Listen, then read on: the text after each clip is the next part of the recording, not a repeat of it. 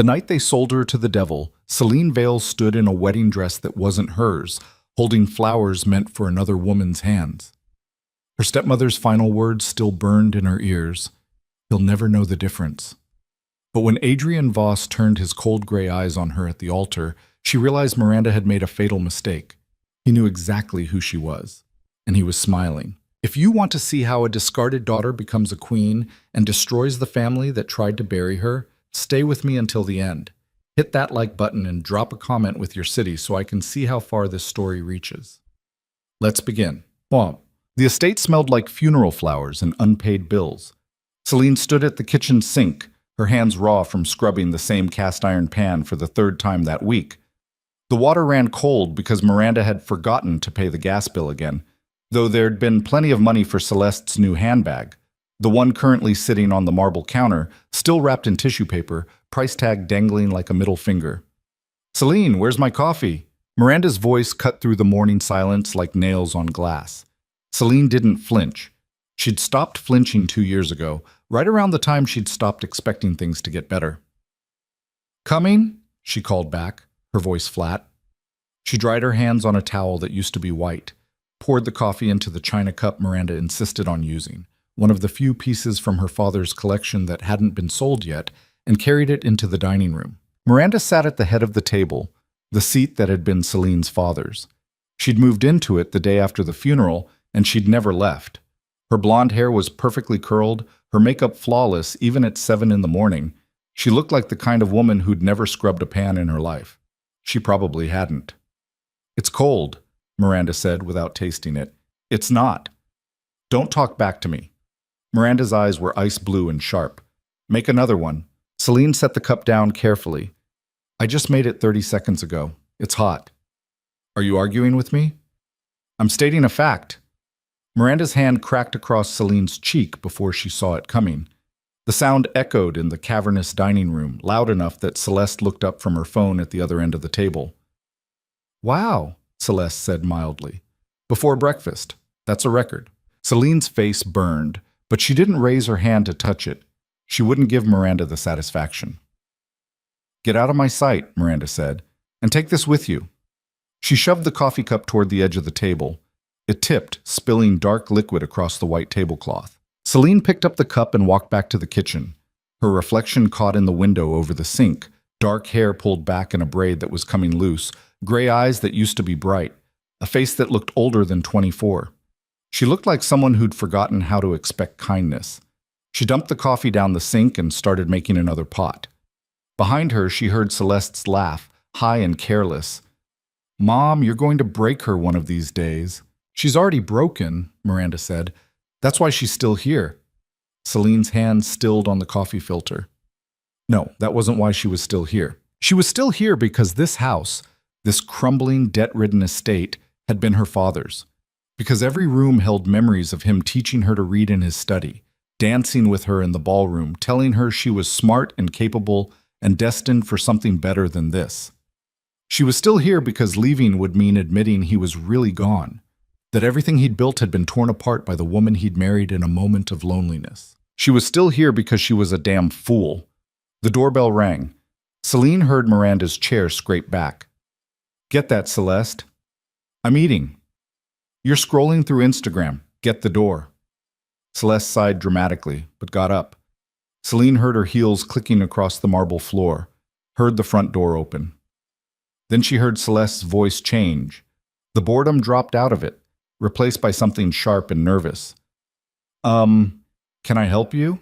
"We're here to see Miranda Bennett," a man's voice, deep and professional.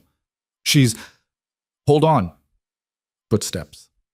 Celeste's heels moving faster. "Mom, there are men at the door."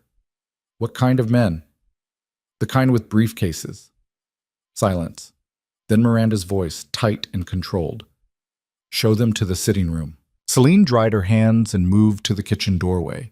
She could see through to the front hall, where 2 men in dark suits stood waiting. One of them carried a leather portfolio. The other had the kind of face that suggested he'd seen worse things than unpaid debts. Miranda swept into the room, her smile bright and practiced. "Gentlemen, what can I do for you?" The man with the portfolio didn't smile back. "Mrs. Bennett, We're here representing the consolidated creditors of the Bennett estate. I believe you've been avoiding our calls." Miranda's smile didn't falter. "I've been terribly busy, you understand? We need to discuss payment arrangements. The estate owes a sum of $2,400,000. The grace period ended 3 months ago." The number hit the room like a stone through glass. Celeste made a small sound. Miranda's smile finally cracked. There must be some mistake." "No mistake." The man opened his portfolio and removed a stack of papers. "Credit lines, personal loans, outstanding invoices, your late husband's debts, which you assumed upon his death, and your own purchases since then." He glanced at Celeste, at the handbag on the counter behind her. "Quite a few of your own purchases?"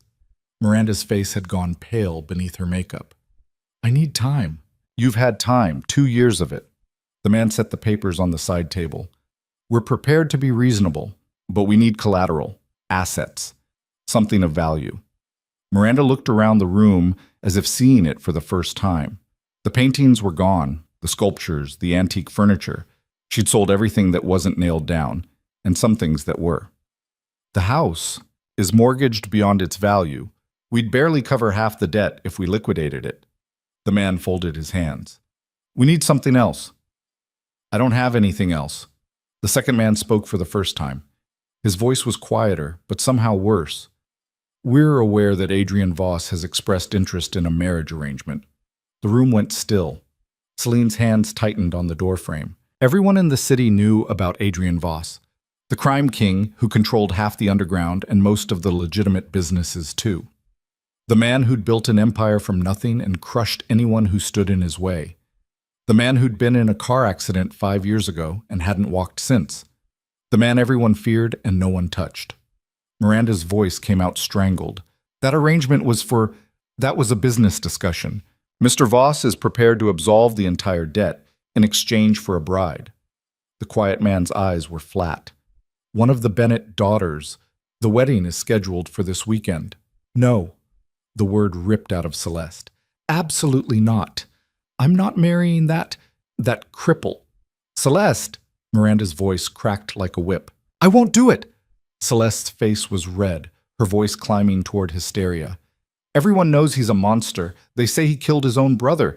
They say he can't even—" She stopped, but the implication hung in the air. Miranda grabbed her daughter's arm. "Lower your voice. I don't care. I'm not doing it." Celeste jerked away. "Make Selene do it. She's your stepdaughter. She counts." 3 pairs of eyes turned toward the kitchen doorway. Selene stepped back, but it was too late. They'd seen her. The man with the portfolio tilted his head. "You have another daughter?" "Stepdaughter," Miranda said quickly. "From my husband's first marriage. We don't consider her part of the family business." "Does she live here?" "She works here." "Then she's a Bennett." The man made a note on his papers. "Either daughter is acceptable. Mr. Voss left the choice to you." Celeste was already shaking her head. No, I have a life. I have plans. Marcus and I are going to—" She stopped again, her hand flying to her mouth. Miranda's eyes narrowed. "Marcus? Who the hell is Marcus?" "No one. Forget it." "Celeste Ann Bennett. Who is Marcus?" But Celeste was already backing toward the stairs, her face crumpling. "I can't marry Adrian Voss. I can't. I'm sorry, Mom, but I can't." She turned and ran. Miranda started after her, then stopped. Turned back to the men. "Give me a week. I'll talk to her. I'll make her understand." "You have until Friday," the quiet man said. "The ceremony is Saturday evening. If no one shows up, we begin liquidation proceedings Monday morning." He glanced at Selene. "One Bennett woman at the altar. That's all Mr. Voss requires." They left. The house was silent except for Celeste's muffled crying from upstairs. Miranda stood in the center of the sitting room, her hands clenched into fists, her breathing sharp and shallow. When she finally turned to look at Selene, her eyes were wild. "This is your fault," she said. Selene blinked. "My fault? If your father hadn't left everything in such a mess, if you'd been useful for once in your pathetic life." Miranda crossed the room in 3 strides. "You heard them. One Bennett woman. Well, you're a Bennett, aren't you? At least legally." The implication settled over Selene like freezing water. "No," she said. "You don't get to say no." I'm not marrying Adrian Voss. Then we lose everything. Miranda's voice ricocheted off the walls. The house, the money, everything your father built, all of it gone. Is that what you want? To destroy his legacy completely? You already did that. The words came out cold and hard. You and Celeste, you've been bleeding this estate dry since the day he died. Miranda's hand rose again, but this time Selene caught her wrist. Don't, Selene said quietly. For a moment they stood frozen. Then Miranda jerked her arm away, breathing hard. You'll do this, she said, or I'll throw you out with nothing. Not a dollar, not a reference. You'll have nowhere to go and no way to survive. I'll take my chances. Will you? Miranda's smile was vicious. You've been hiding in this house for 2 years, scrubbing floors and pretending you're staying for your father's memory. But we both know the truth, don't we? You're staying because you're afraid. You have no skills, no prospects, nothing. Without this house, you're nothing. The words hit harder than the slap had, because part of them was true. Selene had let herself become small. She'd let Miranda grind her down, day after day, until she'd almost forgotten who she used to be. The girl who'd read philosophy and economics in her father's study. The girl who'd planned to start her own business, travel the world, build something that mattered. That girl had disappeared into the walls of this house. But she wasn't completely gone. No, Selene said again. Miranda's face twisted. Then get out. Fine. Selene walked back to the kitchen, untied her apron, and dropped it on the counter. She walked upstairs to the small room they'd given her, the room that used to be for storage, and pulled out the duffel bag she'd kept packed under the bed for exactly this moment. She was halfway down the stairs when Celeste appeared at the landing above her. You're really leaving? Celeste's voice was small. Selene didn't stop. Yes. What about... Celeste hesitated. What about the wedding? Not my problem. Mom's going to lose everything. Selene reached the bottom of the stairs and turned. Celeste stood at the railing, looking younger than 21, her perfect makeup streaked with tears. You're both going to lose everything, Selene said, because you spent the last 2 years treating this estate like a bank account and me like a servant. You made your choices. Now live with them. She walked out the front door and didn't look back. The city was cold for April. Selene walked 6 blocks before she realized she had nowhere to go. No friends left. She'd lost touch with all of them after her father died. No extended family. Her mother's side had cut ties when she was 10. No savings. Miranda had made sure of that. She sat down on a bench in a small park, her duffel bag at her feet, and stared at the fountain in front of her. The water was off. The fountain had been broken for years. Behind her, footsteps. Selene Bennett? She turned. A woman in a black suit stood there, her dark hair pulled back in a severe bun. She looked like she'd stepped out of a corporate boardroom. Who's asking? Selene said. My name is Diana Roth. I work for Adrian Voss. The woman's expression was unreadable. He'd like to speak with you.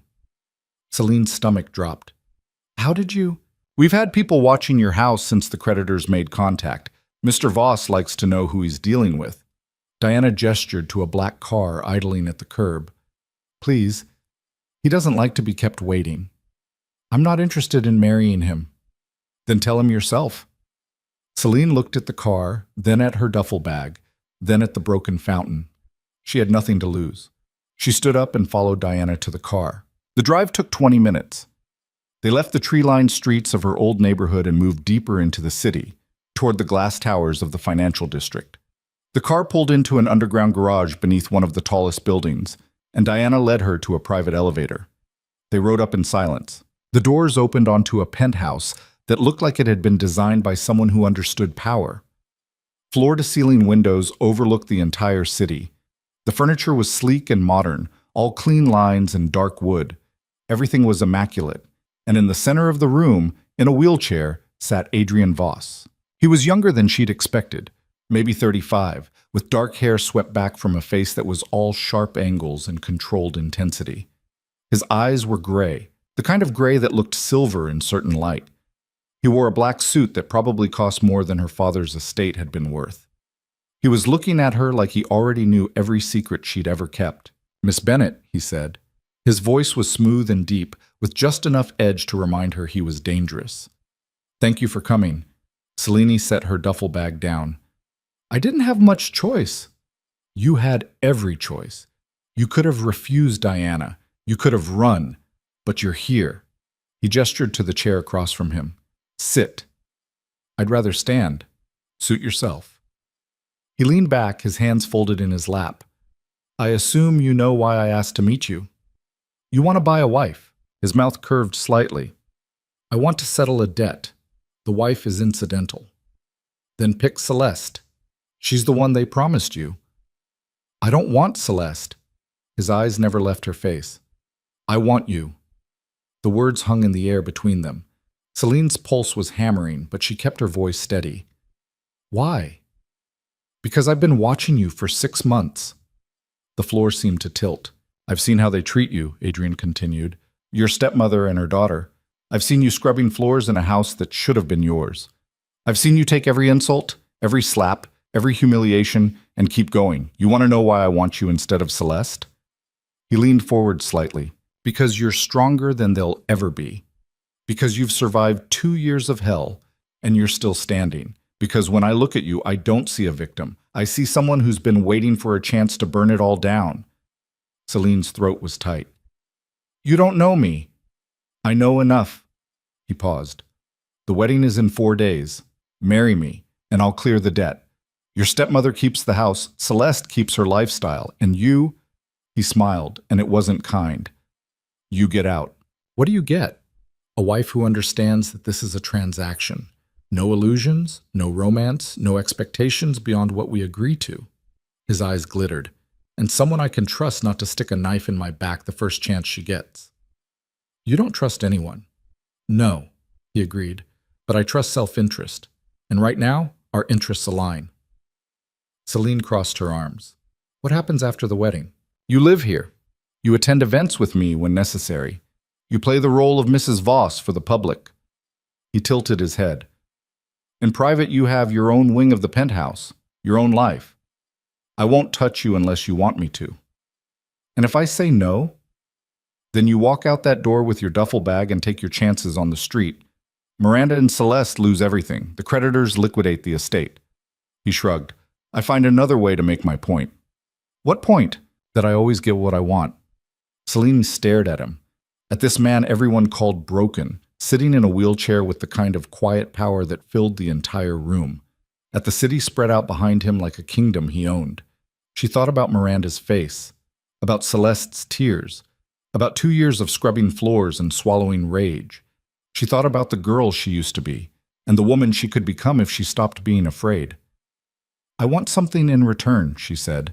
Adrian's eyebrows rose.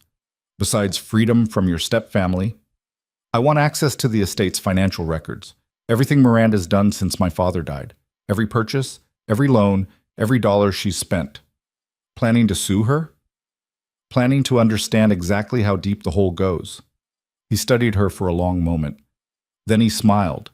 A real smile this time, sharp and approving. Done, he said. Anything else? Yes.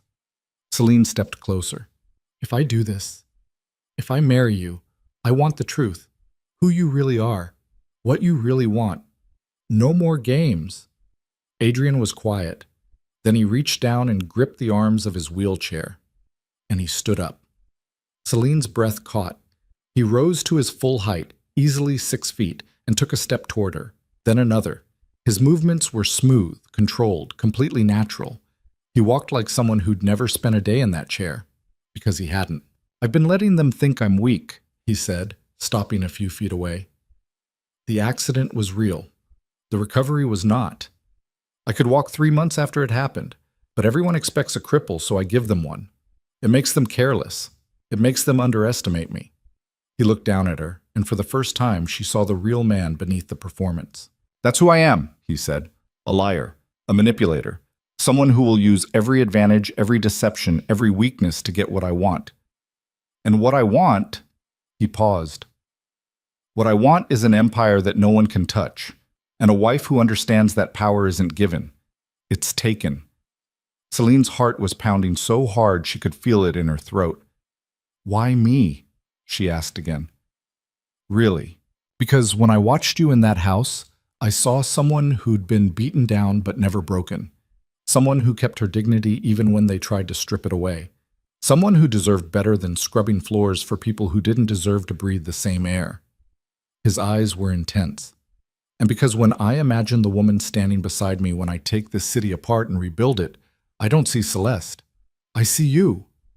The room was silent except for the hum of the city beyond the windows. Selene thought about Miranda's hand across her face, about Celeste's careless cruelty, about 2 years of being invisible in her own home. She thought about her father telling her she was destined for better, and she thought about the man standing in front of her, offering her a chance to become someone who couldn't be pushed around anymore. "Okay," she said. Adrian's smile was slow and dangerous. "Okay.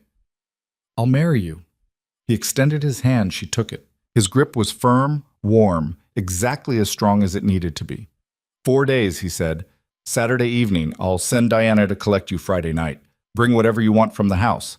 It's the last time you'll have to set foot in there as anything less than my wife." He released her hand and stepped back, settling into the wheelchair with practiced ease. The performance was back in place. "One more thing," Selene said. He looked up. "Yes? When this is over, when we've settled the debt and played our parts, what happens to them? Miranda and Celeste." Adrian's smile turned cold. "What do you want to happen to them?" Selene thought about it. "I want them to see what they threw away," she said quietly. "I want them to realize they had a chance to treat me like family, and they chose cruelty instead. I want them to watch me become everything they said I'd never be. Consider it done." Diana appeared from a side door to escort Selene back downstairs. But at the elevator, Selene turned back. Adrian was still in the wheelchair, his hands folded, his eyes on the windows. "Mr. Voss," she said. He looked at her. "Thank you," she said, "for seeing me when no one else did." Something shifted in his expression, something almost human.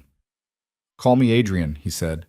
"And don't thank me yet. You haven't seen what comes next." The elevator doors closed. Selene rode down in silence, Diana beside her. When they reached the lobby, Diana handed her a black credit card. "For anything you need before the wedding, clothes, personal items, whatever, no limit." Selene stared at the card. "I can't. You're about to become Adrian Voss's wife. You'll need to look the part." Diana's expression softened slightly. "He doesn't make offers like this lightly. Whatever you think you're getting into, it's bigger than you realize." "Is that a warning?" "It's a fact." Diana opened the car door. "Where can I take you?" Selene thought about the duffel bag, the broken fountain, the house that wasn't home anymore. "A hotel," she said. "Somewhere clean." Diana nodded and gave the driver an address. As the car pulled away from the tower, Selene looked back at the building rising into the sky. Somewhere up there, Adrian Voss was probably already planning his next move, already thinking 3 steps ahead. And in 4 days, she'd be standing beside him. She didn't know if she'd made the right choice, but for the first time in 2 years, she'd made a choice that was entirely her own, and that felt like power. The hotel Diana dropped her at wasn't just clean, it was the kind of place Selene had only seen in magazines. Marble floors, crystal chandeliers, staff who moved like ghosts and anticipated needs before you voiced them. The woman at the front desk didn't even blink when Selene arrived, with nothing but a duffel bag and a black credit card that had no name on it.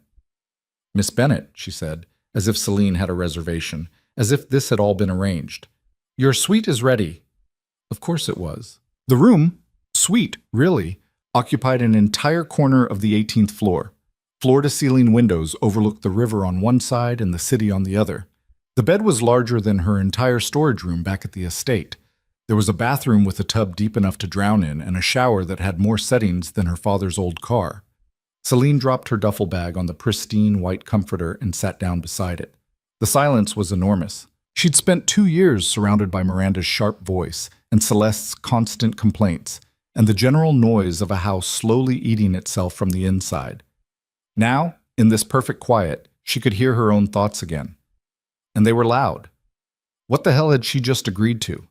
Marriage to a man she'd met once, a man who'd lied to the entire city about being disabled, a man whose reputation was built on fear and whose empire was built on things she probably didn't want to know about, a man who'd looked at her like he saw someone worth saving. Selene pressed her palms against her eyes. Her father had been a good man, honest, kind, principled to a fault. He'd built his fortune slowly, carefully, never cutting corners or stepping on people to get ahead. And where had it gotten him? Dead at 52 from a heart attack brought on by stress, leaving everything to a wife who'd married him for his money, and a daughter too grief-stricken to fight back. Maybe being good wasn't enough. Maybe Adrienne Voss had the right idea. She stood up, crossed to the window, and looked out at the city spreading below her like a game board. Somewhere out there, Miranda was probably tearing the house apart looking for her. Celeste was probably crying to whatever boyfriend she'd been hiding, and Adrian was sitting in his tower, playing chess with people who didn't even know they were pieces. In 4 days, she'd be one of those pieces too, unless she made herself something more. Selene picked up the phone beside the bed and dialed the front desk. "Yes, Miss Bennett? I need a laptop and coffee, a lot of coffee." "Right away." 20 minutes later, she was sitting cross-legged on the bed with a brand new laptop open in front of her and a pot of coffee that could fuel a small army. She pulled up search engines and started digging. Adrienne Voss had told her to ask for the estate's financial records, but she didn't need to wait for those. She could start with what was public. She found her father's obituary first. It hurt more than she'd expected, seeing his face smiling out from the screen, seeing the sanitized version of his life that Miranda had probably written herself. Beloved husband, devoted father, pillar of the community.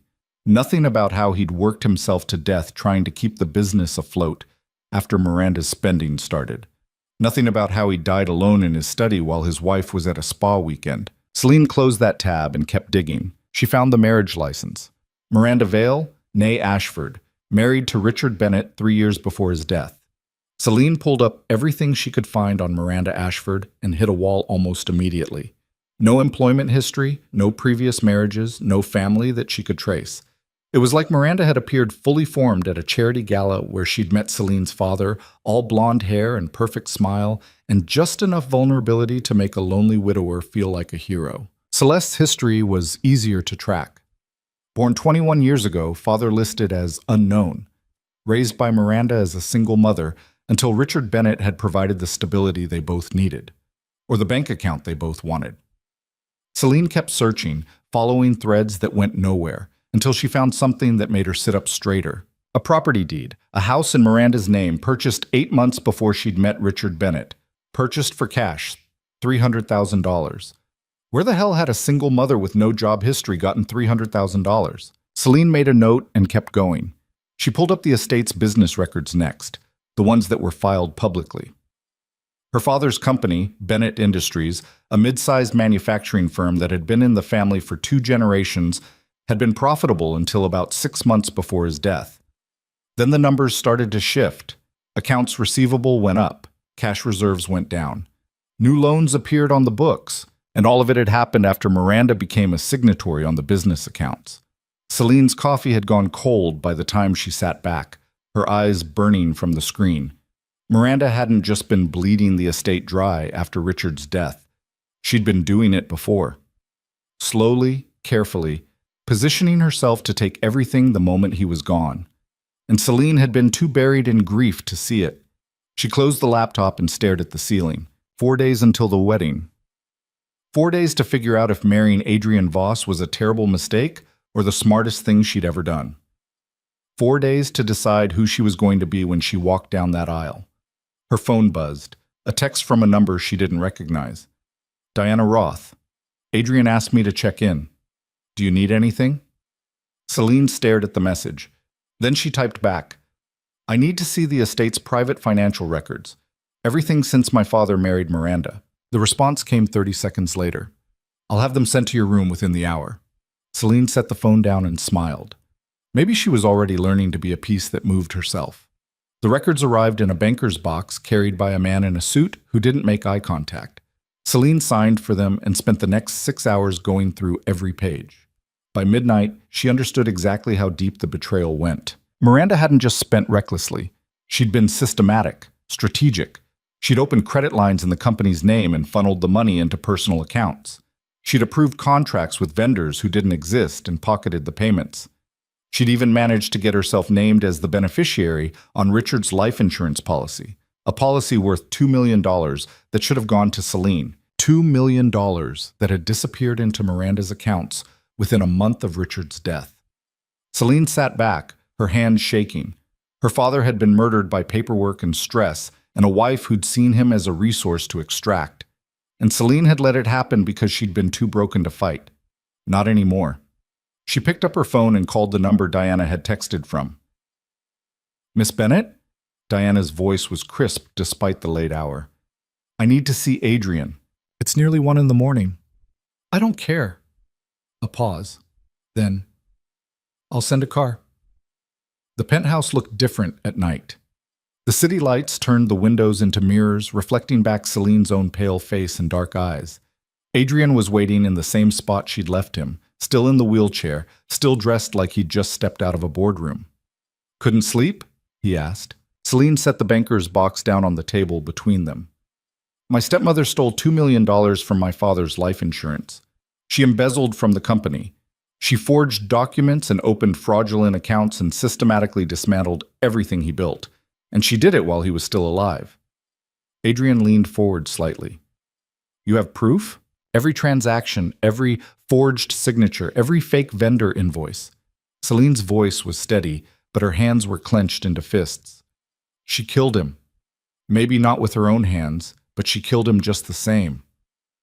And what do you want to do about it?" The question hung in the air. Selene thought about Miranda's ice blue eyes, about Celeste's careless laugh, about 2 years of swallowing rage and scrubbing floors and pretending she was fine.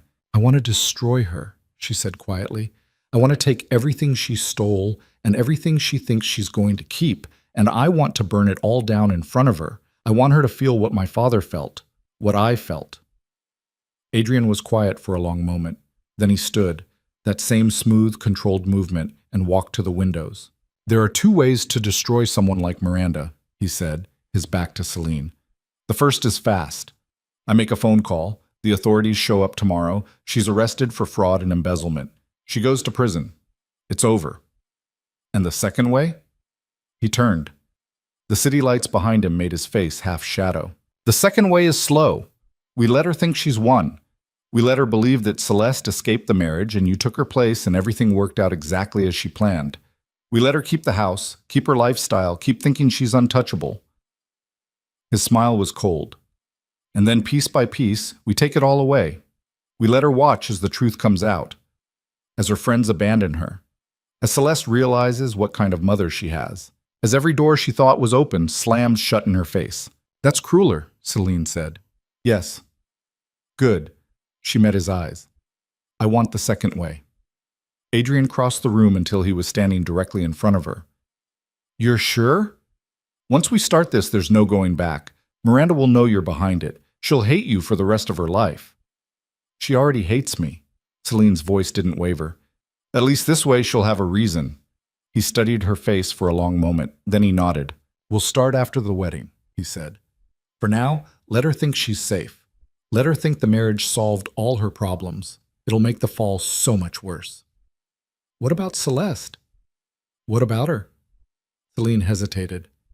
"She's not like Miranda. She's spoiled and selfish, but she's not. She didn't know about the embezzlement. She's just a kid who's never been told no." "She's 21, Adrian said flatly. "And she spent 2 years watching her mother abuse you and did nothing. Don't make excuses for her." "I'm not making excuses. I'm saying she's a different problem." Selene crossed her arms. "Miranda deserves everything that's coming to her. But Celeste, I think she might actually change if someone made her." "You want to save her?" "I want to give her one chance to save herself. If she wastes it, then she can burn with Miranda." Adrian looked at her with something that might have been respect. "You're more ruthless than I thought." "I'm learning." He smiled. "Good. You'll need it." He moved back to his wheelchair and settled into it with practiced ease. "The wedding is Saturday at 6. Small ceremony, just witnesses and the officiant. I've already arranged everything." "What do I need to do?" "Show up. Say the words. Try not to look like you're being led to your execution." He tilted his head. "Can you manage that?" "I think so." "Diana will bring you a dress tomorrow. She'll also bring you up to speed on the basics, how to handle the press, who the major players are in my organization, what's expected of you at public events. You'll need to be ready to perform. The word made Selene's stomach twist. Perform. We're putting on a show, Selene, the crippled crime king and his beautiful new wife. The city will eat it up. They'll write stories about how you saved me, how love conquers all that sentimental garbage. His eyes were hard. Let them. The more they underestimate us, the easier it is to move. Is that what you've been doing? Letting them underestimate you? For 5 years. He gestured to the wheelchair. Everyone thinks I'm weak, broken. They offer me deals they wouldn't offer someone they feared. They let things slip in my presence because they assume I'm not a threat. And then I use everything they give me to put a knife in their back. That's why you can walk, Selene said slowly. That's why you've been hiding it. That's why. He leaned back. And you're one of 3 people who know the truth. Diana, myself, and now you. Why tell me? Because if we're going to do this, if we're going to take apart Miranda and rebuild your life and play this game together, then we need to trust each other, at least enough to know each other's secrets. He paused. I showed you mine. What's yours?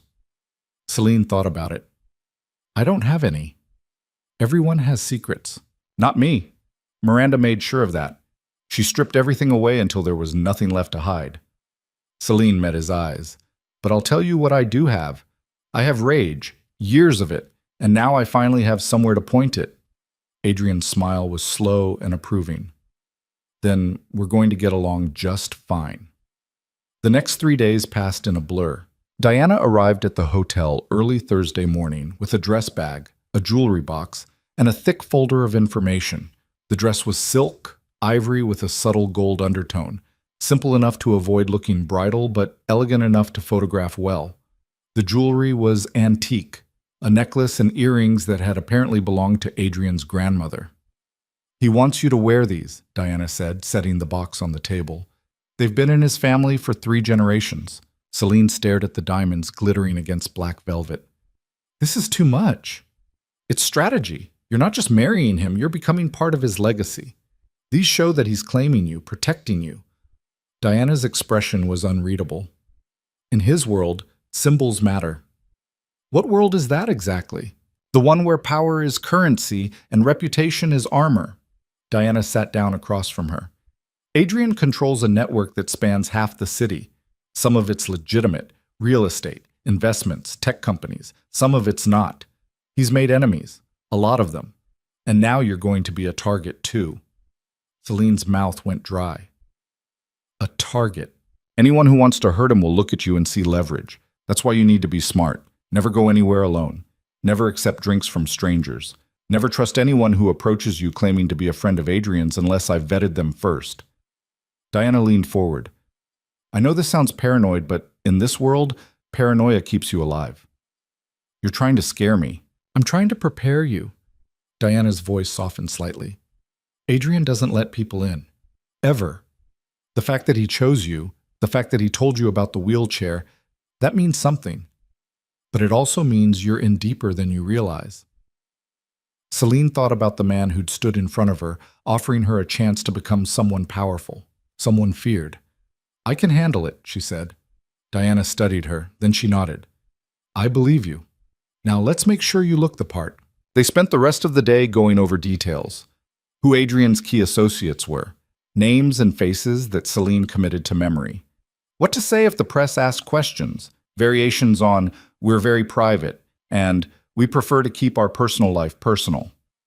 How to handle the reception that would follow the ceremony. A small gathering of Adrian's closest business partners, all of whom would be watching her like hawks. They're going to test you, Diana said. They'll ask pointed questions. They'll try to rattle you. They want to see if you're strong enough to stand next to him. What happens if they decide I'm not? Then they'll try to remove you. Diana's smile was thin. Don't let them. Friday arrived too fast. Selene spent the morning packing up the hotel room. Not that there was much to pack. Everything she owned still fit in a duffel bag. Diana had offered to take her shopping, to build a wardrobe worthy of Mrs. Adrian Voss, but Selene had declined. She didn't want to show up at the wedding dressed in clothes someone else had chosen. She wanted to walk down that aisle as herself, even if herself was currently wearing jeans and a sweater that had seen better days. At noon, Diana called. There's been a development, she said without preamble. Your stepsister is missing. Selene sat up straight. What? Celeste left the estate sometime Wednesday night. Your stepmother filed a missing person report this morning, but it's pretty clear she ran away. There's security footage of her leaving with a suitcase and getting into a car with a man. Marcus, Selene said quietly. Who? Her boyfriend. She mentioned him when the creditors came. Miranda didn't know about him. Selene pressed her hand to her forehead. She ran away to avoid the wedding. Looks like it. Your stepmother is... Diana paused, and Selene heard something that might have been a smile in her voice. Let's just say she's not handling it well. Is she going to try to stop our wedding? She can try. But the agreement was for one Bennett woman at the altar. You're a Bennett. The creditors don't care which one. Diana's tone shifted. Adrian wanted me to ask if you want to postpone, given the circumstances. Selene thought about Miranda, probably tearing apart Celeste's room, looking for clues. About the house slowly collapsing under the weight of unpaid debts.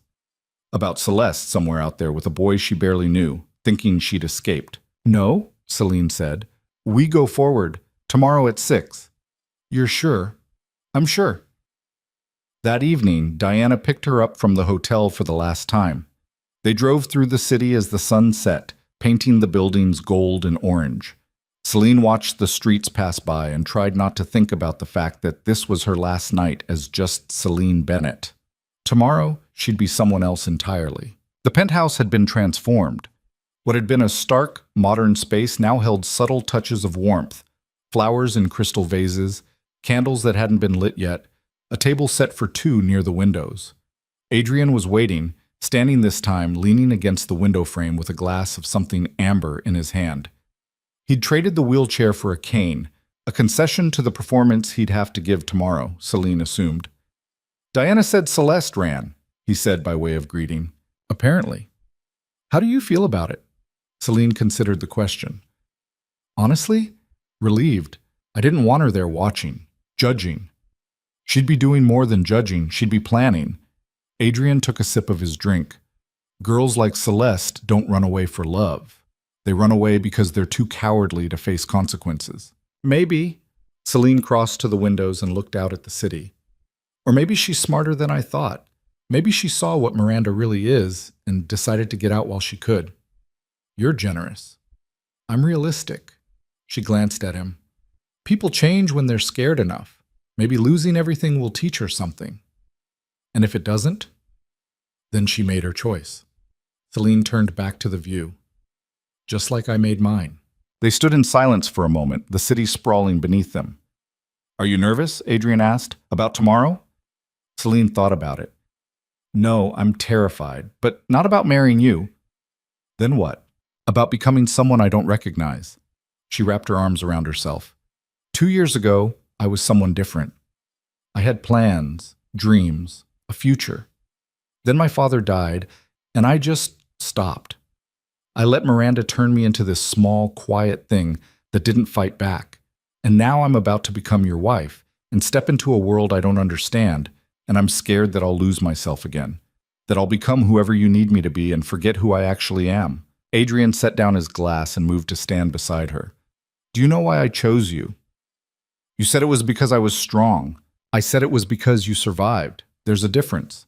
He looked at her, his gray eyes steady. Strength is easy to fake. Survival, real survival, that requires something deeper. It requires knowing exactly who you are at your core and refusing to let anyone take that away, no matter how hard they try. He paused. Miranda tried to break you for 2 years. She failed. You're still here, still fighting. That's not something you lose just because you put on a ring and change your name. How do you know? Because I've been watching you, and I've never once seen you be anything other than exactly who you are. He smiled slightly. Even when who you are is inconvenient. Selene felt something tight in her chest loosen just a fraction. Thank you, she said quietly. Don't thank me. Just don't lose that edge. He picked up his glass again. I need a wife who can hold her own in a room full of sharks. If you show up tomorrow trying to be demure and sweet, we're both screwed. I've never been sweet a day in my life. Good, keep it that way. Diana emerged from one of the side rooms. Your suite is ready, Miss Bennett. I've laid out everything you'll need for tomorrow. Selene followed her through the penthouse to a wing she hadn't seen before. The suite was beautiful, all soft grays and silvers, with a bedroom that overlooked the river and a bathroom that belonged in a magazine. Her duffel bag looked pathetic, sitting on the plush armchair. "This is yours," Diana said. "Your space. Adrian won't come in here unless you invite him." "He told you to say that?" "He told me to make sure you felt safe." Diana's expression was hard to read. "He's a lot of things, but he keeps his word. If he said he won't touch you unless you want him to, he meant it." Selene sank onto the edge of the bed. "Why are you helping him? You could work anywhere." "I could," Diana agreed, "but I work for him because he's the only person in this city who sees potential instead of limitations. He saw it in you. He saw it in me 5 years ago when I was just another lawyer drowning in debt and bad choices. He gave me a chance to be more than what everyone else thought I could be." She headed for the door. "Get some sleep. Tomorrow's going to be a long day." After she left, Selene lay back on the bed and stared at the ceiling. In less than 24 hours, she'd be married to a man she barely knew. A man who could walk but pretended he couldn't. A man who'd built an empire on deception and fear. A man who'd looked at her and seen something worth protecting. She thought about her father, about what he would say if he could see her now. Maybe he'd be disappointed. Maybe he'd tell her she was making a terrible mistake. Or maybe he'd understand that sometimes survival meant becoming someone different, someone harder, someone who couldn't be broken by people like Miranda. Selene closed her eyes. Tomorrow, she'd find out which one she was becoming. She woke to sunlight streaming through floor-to-ceiling windows and the smell of coffee from somewhere in the suite. For a moment, she didn't remember where she was. Then it all came rushing back.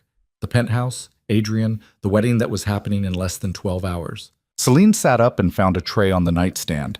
Coffee, fresh fruit, pastries that looked like they'd been made by someone who actually cared about their job. A note in Diana's precise handwriting. "Eat something. You'll need your strength." She ate mechanically, tasting nothing, then showered in water hot enough to turn her skin pink. When she emerged, Diana was waiting in the bedroom with a makeup artist and a hairstylist who both looked like they'd rather be anywhere else. "We're keeping it simple," Diana said, interpreting Selene's expression. "Adrian's orders. He doesn't want you looking like a doll." The makeup artist, a thin woman named Kara who had the kind of tired eyes that suggested she'd seen everything, tilted Selene's face toward the light. "Good bone structure," she muttered. "Won't need much." She was right. 20 minutes later, Selene looked like a sharper, more defined version of herself. The hairstylist left her dark hair down in loose waves, pinning back just enough to keep it out of her face. When they finished, Selene barely recognized the woman in the mirror. She looked older, harder, ready. "The dress," Diana said, and the other women cleared out. Selene stood in front of the full-length mirror while Diana carefully lifted the ivory silk from its garment bag. Up close, the dress was even more beautiful, deceptively simple, with clean lines that skimmed her body without clinging. The neckline was high enough to be elegant, low enough to suggest she wasn't a child. The fabric moved like water when she walked.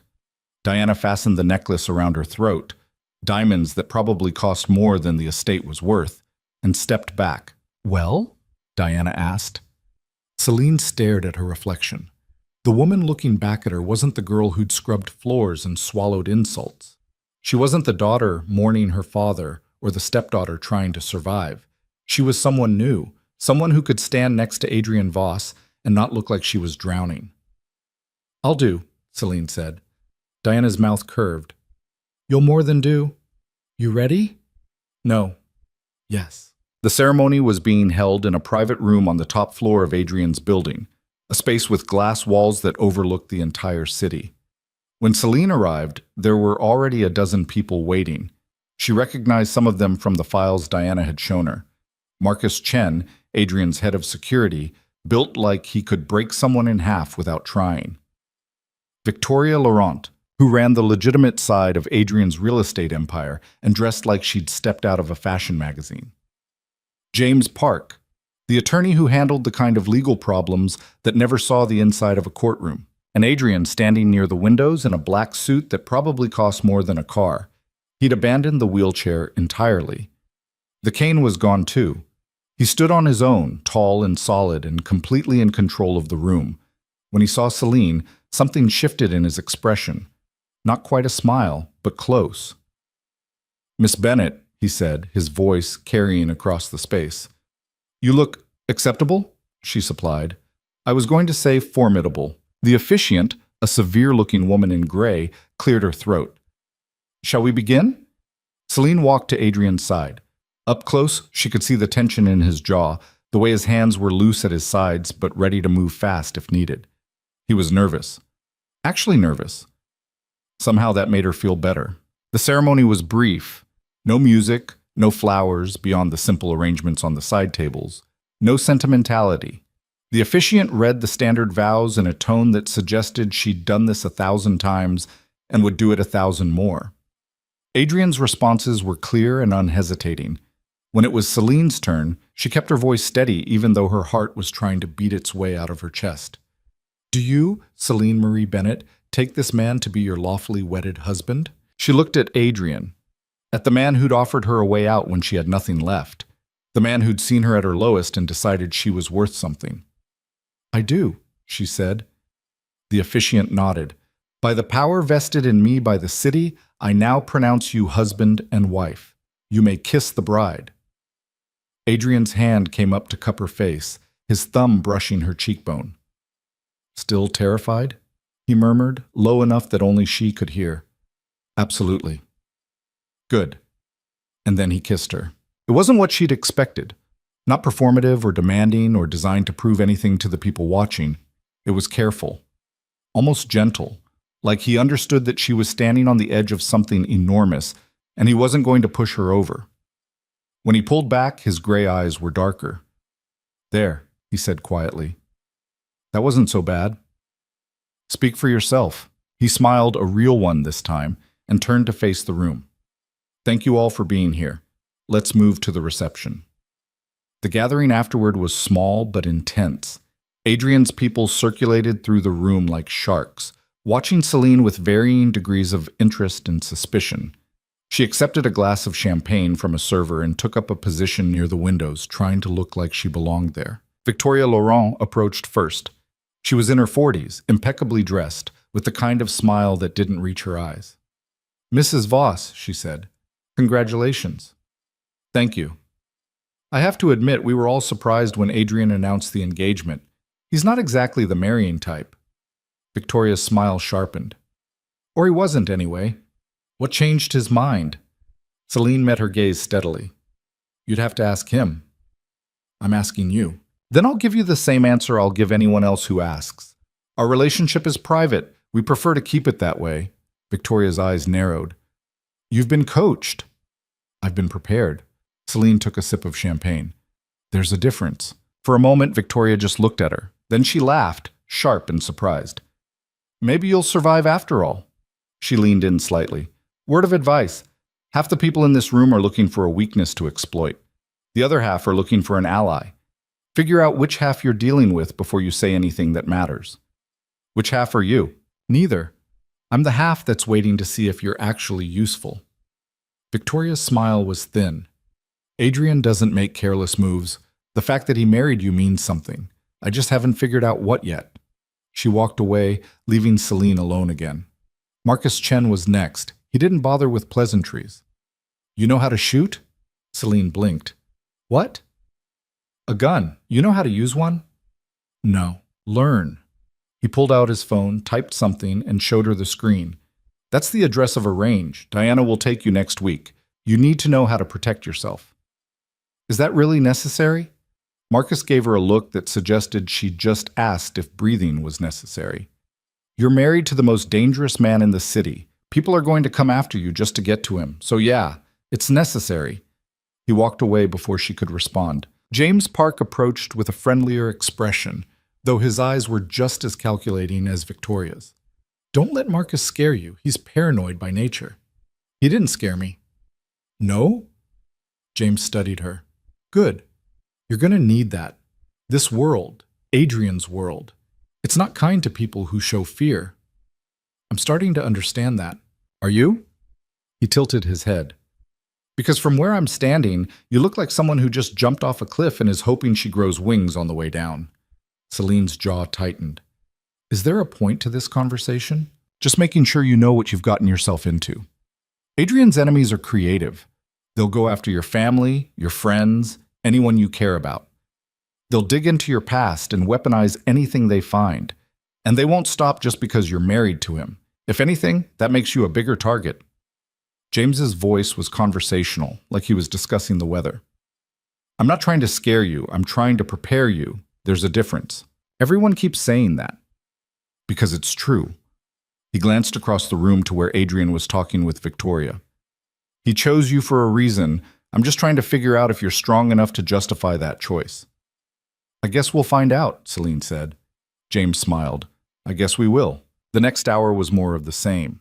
Adrian's people approached one by one, sizing her up, testing her, trying to find the cracks in her armor. By the time the reception started winding down, Selene felt like she'd been through a combat zone. Adrian appeared at her elbow. You're doing well. I feel like I've been interrogated by the entire room. You have. They're making sure you're not a liability. He guided her toward a quieter corner. What do you think of them? I think they're all waiting for me to fail. Some of them. Others are waiting to see if you're worth their loyalty. He paused. Victoria likes you. She has a strange way of showing it. She respects strength. You stood your ground. That's more than most people do the first time they meet her. Adrian's hand settled at the small of her back, warm through the silk. Marcus will have you shooting by next week. James will start testing you on legal strategy, and Victoria will probably try to recruit you for one of her projects. Welcome to the family. This is your family. Close enough. He looked down at her, his expression unreadable. You survived the first test. That's good. The next one will be harder. What's the next one? Dinner with Miranda. Selene's stomach dropped. What? She called while you were getting ready, demanded to speak with me. I told her we'd come by the estate tomorrow evening. Adrian's smile was cold. She wants to congratulate us on the marriage and probably try to squeeze more money out of the arrangement. You said yes? I said we'd consider it, but we're going. He tilted his head. Unless you're not ready. Selene thought about Miranda's face, about walking back into that house as Adrian Voss's wife instead of the unpaid help.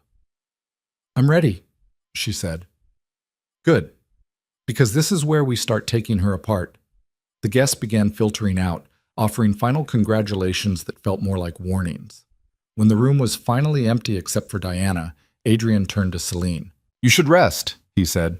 It's been a long day. What about you? I have work to do. I'll be in my office if you need anything. He started to walk away, then stopped. Selene? Yes. You did well today, better than I expected. Was that a compliment? It was a fact. He smiled slightly. But yes, take it as a compliment if you want. After he left, Diana walked Selene back to her suite. How are you holding up? Diana asked. I'm not sure yet. Ask me tomorrow after I've processed the fact that I just married a crime lord in front of witnesses.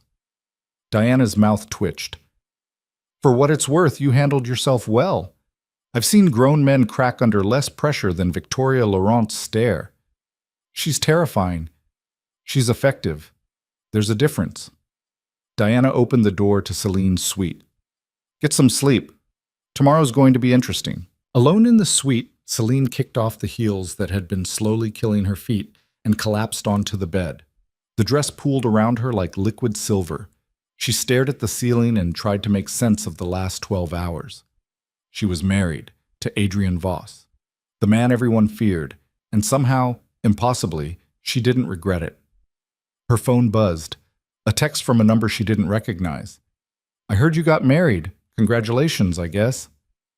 See Celeste. Selene stared at the message for a long moment, then typed back. Where are you? The response came quickly. Somewhere Mom can't find me. Is she furious? Probably. She called Adrian to set up dinner tomorrow.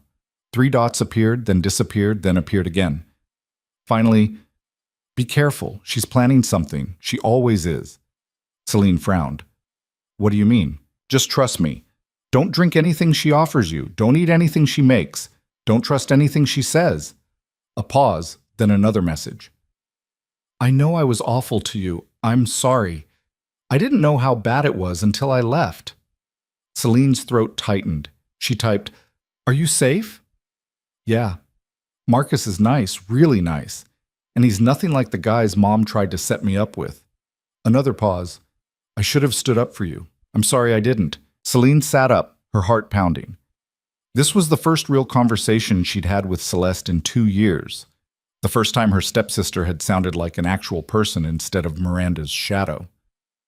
"It's not too late to be different," Selene typed. "You can still choose who you want to be." The response took longer this time. "Maybe. I don't know who that is yet. Figure it out. And stay away from Miranda. She'll drag you down with her when this is over." "What do you mean when this is over?" Selene hesitated, then decided on honesty. "Your mother embezzled from my father, forged documents, stole his life insurance. I have proof, and eventually that proof is going to destroy her." No response for a full minute. Then, "Holy shit. Yeah. Does Adrian know? He's helping me. Of course he is. He's good at destroying people." Celeste sent a string of crying, laughing emojis. "Mom has no idea what she's up against, does she?" "No, she doesn't." "Good. She deserves it." A pause. "I'm going to stay away. Far away.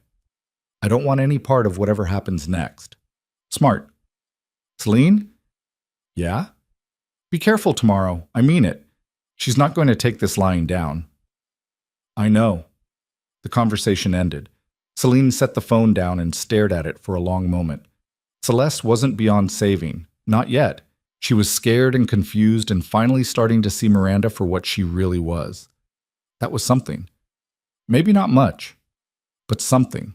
Selene changed out of the dress and into the hotel robe she'd brought with her, then walked to the windows. The city spread out below her, all lights and movement and life. Somewhere out there, Miranda was probably pacing the estate, planning her next move. Somewhere out there, Celeste was hiding with a boy Miranda had never approved of.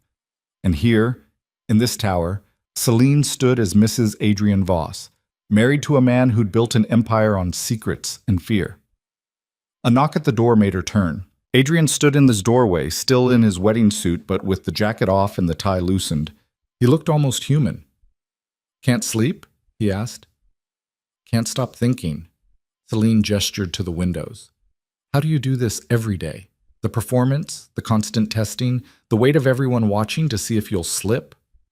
"Practice." He came to stand beside her, and remembering that they're more afraid of me than I am of them. "Are you ever actually afraid?" "Of course." He met her eyes.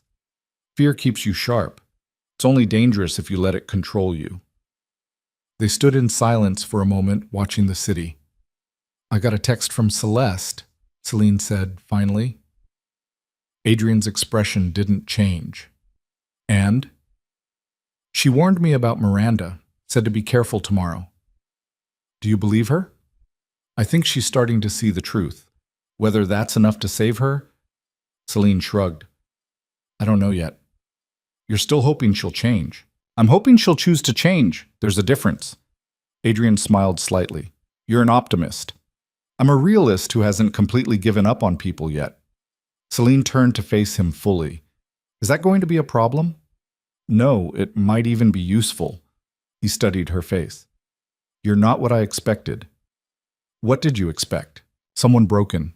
Someone who'd do what I told them and not ask questions." His eyes were intent. "But you're not broken. You're angry, and you're learning to use that anger instead of swallowing it." "You sound approving." "I am." He reached out and tucked a strand of hair behind her ear, the gesture surprisingly gentle. "Anger is a tool. Fear is a tool. Even grief can be a tool if you know how to use it. The people who survive in this world are the ones who understand that emotions aren't weaknesses, they're weapons." Selene's breath caught. "Is that what you do? Turn everything into a weapon?" "Everything and everyone." He dropped his hand. "Including myself." "And me? You're different." His voice was quiet. "You're the one person in this building I don't want to turn into a weapon. I want you to stay exactly as you are, sharp and stubborn and refusing to break no matter how hard they push." "Why?" "Because that's the woman I need standing beside me when this all goes to hell. Not someone I've shaped into a tool, someone who chose this on her own terms." He paused. "Did you choose this?" Selene thought about the question. about the hotel room and the broken fountain, and the moment she'd decided to get in Diana's car instead of walking away. "Yes," she said, "I chose this." "Then we're going to be fine." He stepped back toward the door. "Get some rest. Tomorrow we walk into the lion's den, and I need you sharp." After he left, Selene returned to the windows. Tomorrow, they'd go back to the estate, back to the house where she'd spent 2 years being ground down into nothing. But this time, she wouldn't be walking in as the help or the forgotten daughter or the girl nobody wanted. She'd be walking in as Adrian Voss's wife, and that changed everything. She pressed her hand against the glass and smiled. Sunday evening arrived too fast. Selene dressed carefully, a dark green dress that Diana had procured from somewhere, elegant without being flashy, paired with the diamond earrings from the wedding. She looked expensive, untouchable, exactly the image they needed to sell. Adrian was waiting in the main room, back in the wheelchair. The transformation was seamless, shoulders slumped just slightly, hands resting loose in his lap, expression carefully neutral. If Selene hadn't seen him stand, hadn't watched him walk across the penthouse like he owned the world, she would have believed he was exactly what he appeared to be. "Ready?" he asked. "No, but let's go anyway." The drive to the estate was quiet. Marcus drove, his eyes constantly scanning the road, the buildings, everything. Diana sat in the passenger seat, typing on her phone. Selene and Adrian sat in the back, not touching but close enough that she could feel the heat of him beside her. "Remember," Adrian said as they turned onto the familiar tree-lined street, "let her make the first move. Don't react to anything she says. We're here to be polite, accept her congratulations, and leave, nothing more. And if she pushes, then we push back, but calmly. We're in control here, not her." He glanced at Selene. "How are you feeling?" "Like I'm about to walk back into a nightmare." "You're not walking in alone this time." The car pulled up to the estate's front gate. Marcus spoke into the intercom, and the gate swung open. As they drove up the long driveway, Selene saw the house with new eyes. The crumbling facade Miranda had never bothered to maintain, the overgrown gardens her father had once kept immaculate, the windows that needed washing. The whole place looked tired. Fitting. Marcus helped Adrian into the wheelchair, another seamless performance, and Selene walked beside him as they approached the front door. It opened before they reached it. Miranda stood in the doorway, dressed in cream and gold, her blonde hair perfect, her smile bright and false. She looked like she'd been waiting for this moment. "Selene," she said warmly, as if the last 2 years hadn't happened. "And Mr. Voss? Welcome. Please, come in." The house smelled the same. Furniture polish and expensive candles and something underneath that Selene had never been able to identify. Decay, maybe. The slow rot of something that had been beautiful once. Miranda led them to the sitting room, the same room where the creditors had delivered their ultimatum. She'd set up tea service on the side table, china cups and small cakes arranged like she was hosting royalty. "Please sit," Miranda said, settling into her usual chair. "Selene, why don't you pour?" It was a power play, a subtle reminder that even though Selene had left, Miranda still expected her to serve. Selene stayed exactly where she was. "I'm sure you can manage." Miranda's smile tightened. "Of course. How silly of me." She poured tea with practiced grace, handed cups to Adrian and Selene, and took one for herself. "I have to say, I was shocked when I heard about the wedding. So sudden." "We saw no reason to wait," Adrian said smoothly. "Still, one would think Selene might have invited her family. We are her family, after all." Miranda's eyes were sharp. "Unless she's told you otherwise." "Selene told me everything I need to know," Adrian said. The temperature in the room seemed to drop. Miranda's smile didn't waver. "I'm sure she has her version of events. But you have to understand, Mr. Voss, Selene has always been difficult. Even when my dear husband was alive, she had a tendency to exaggerate, to seek attention." "Is that right?" Adrian said mildly. "It broke Richard's heart. He tried so hard to reach her, to make her feel included, but she always held herself apart, as if she was better than the rest of us." Miranda sipped her tea delicately. "When he died, I hoped she might finally soften. Instead, she became even more withdrawn, hostile even. I tried everything to help her, but—" She sighed dramatically. "Well, you can't save someone who doesn't want to be saved." Selene's hands were trembling with rage. She set down her teacup before she threw it. Adrian's hand found hers under the table, his grip firm and grounding. "That's an interesting story," he said, "very different from the one the financial records tell." Miranda went still. "I'm sorry?" "The records, bank statements, credit applications, forged signatures, they paint quite a different picture of who was hostile and who was trying to survive." Adrian's smile was pleasant. "Would you like to see them? I have copies." The color drained from Miranda's face. "I don't know what you're talking about." "No?" Adrian tilted his head.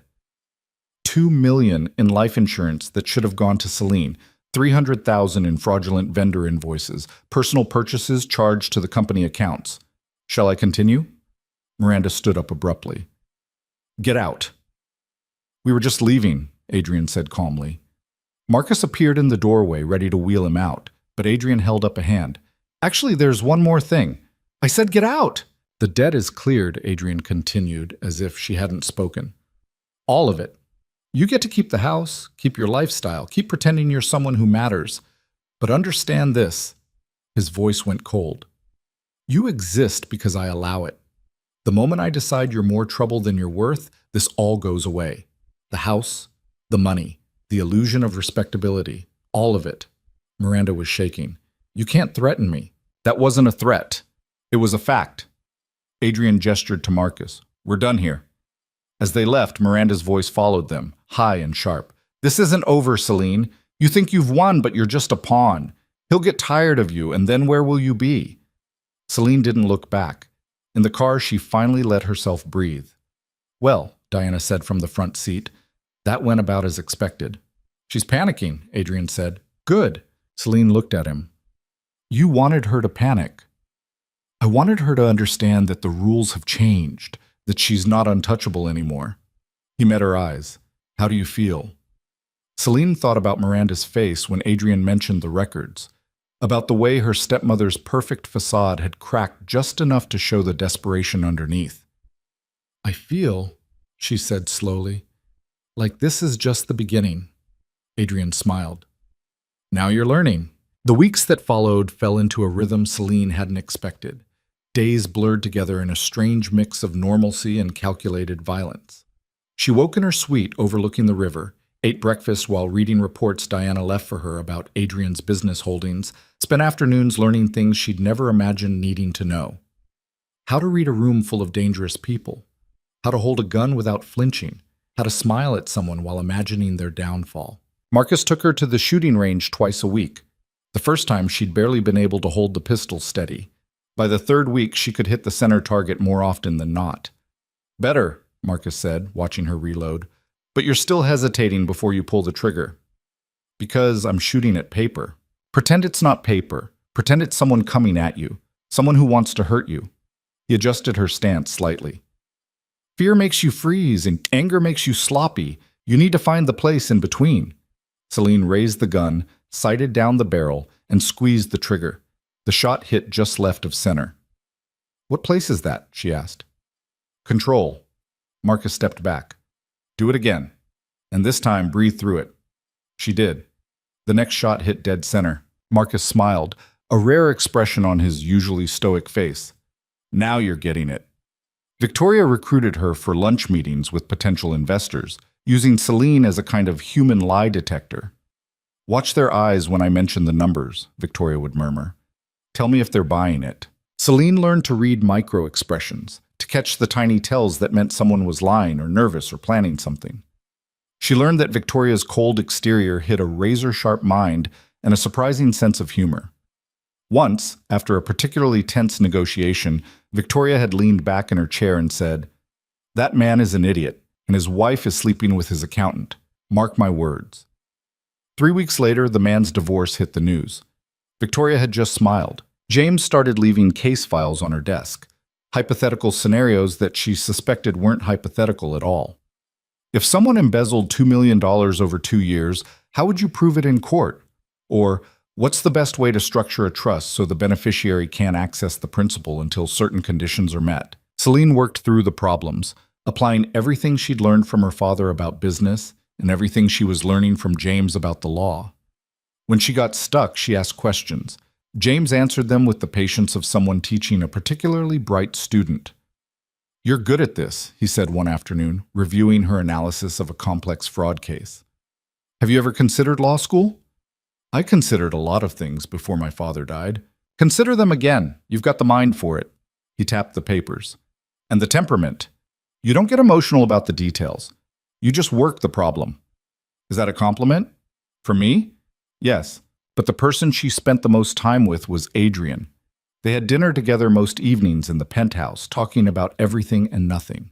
He told her about the business, the legitimate holdings and the less legitimate ones, the alliances that kept his empire running and the enemies who would tear it down if they could.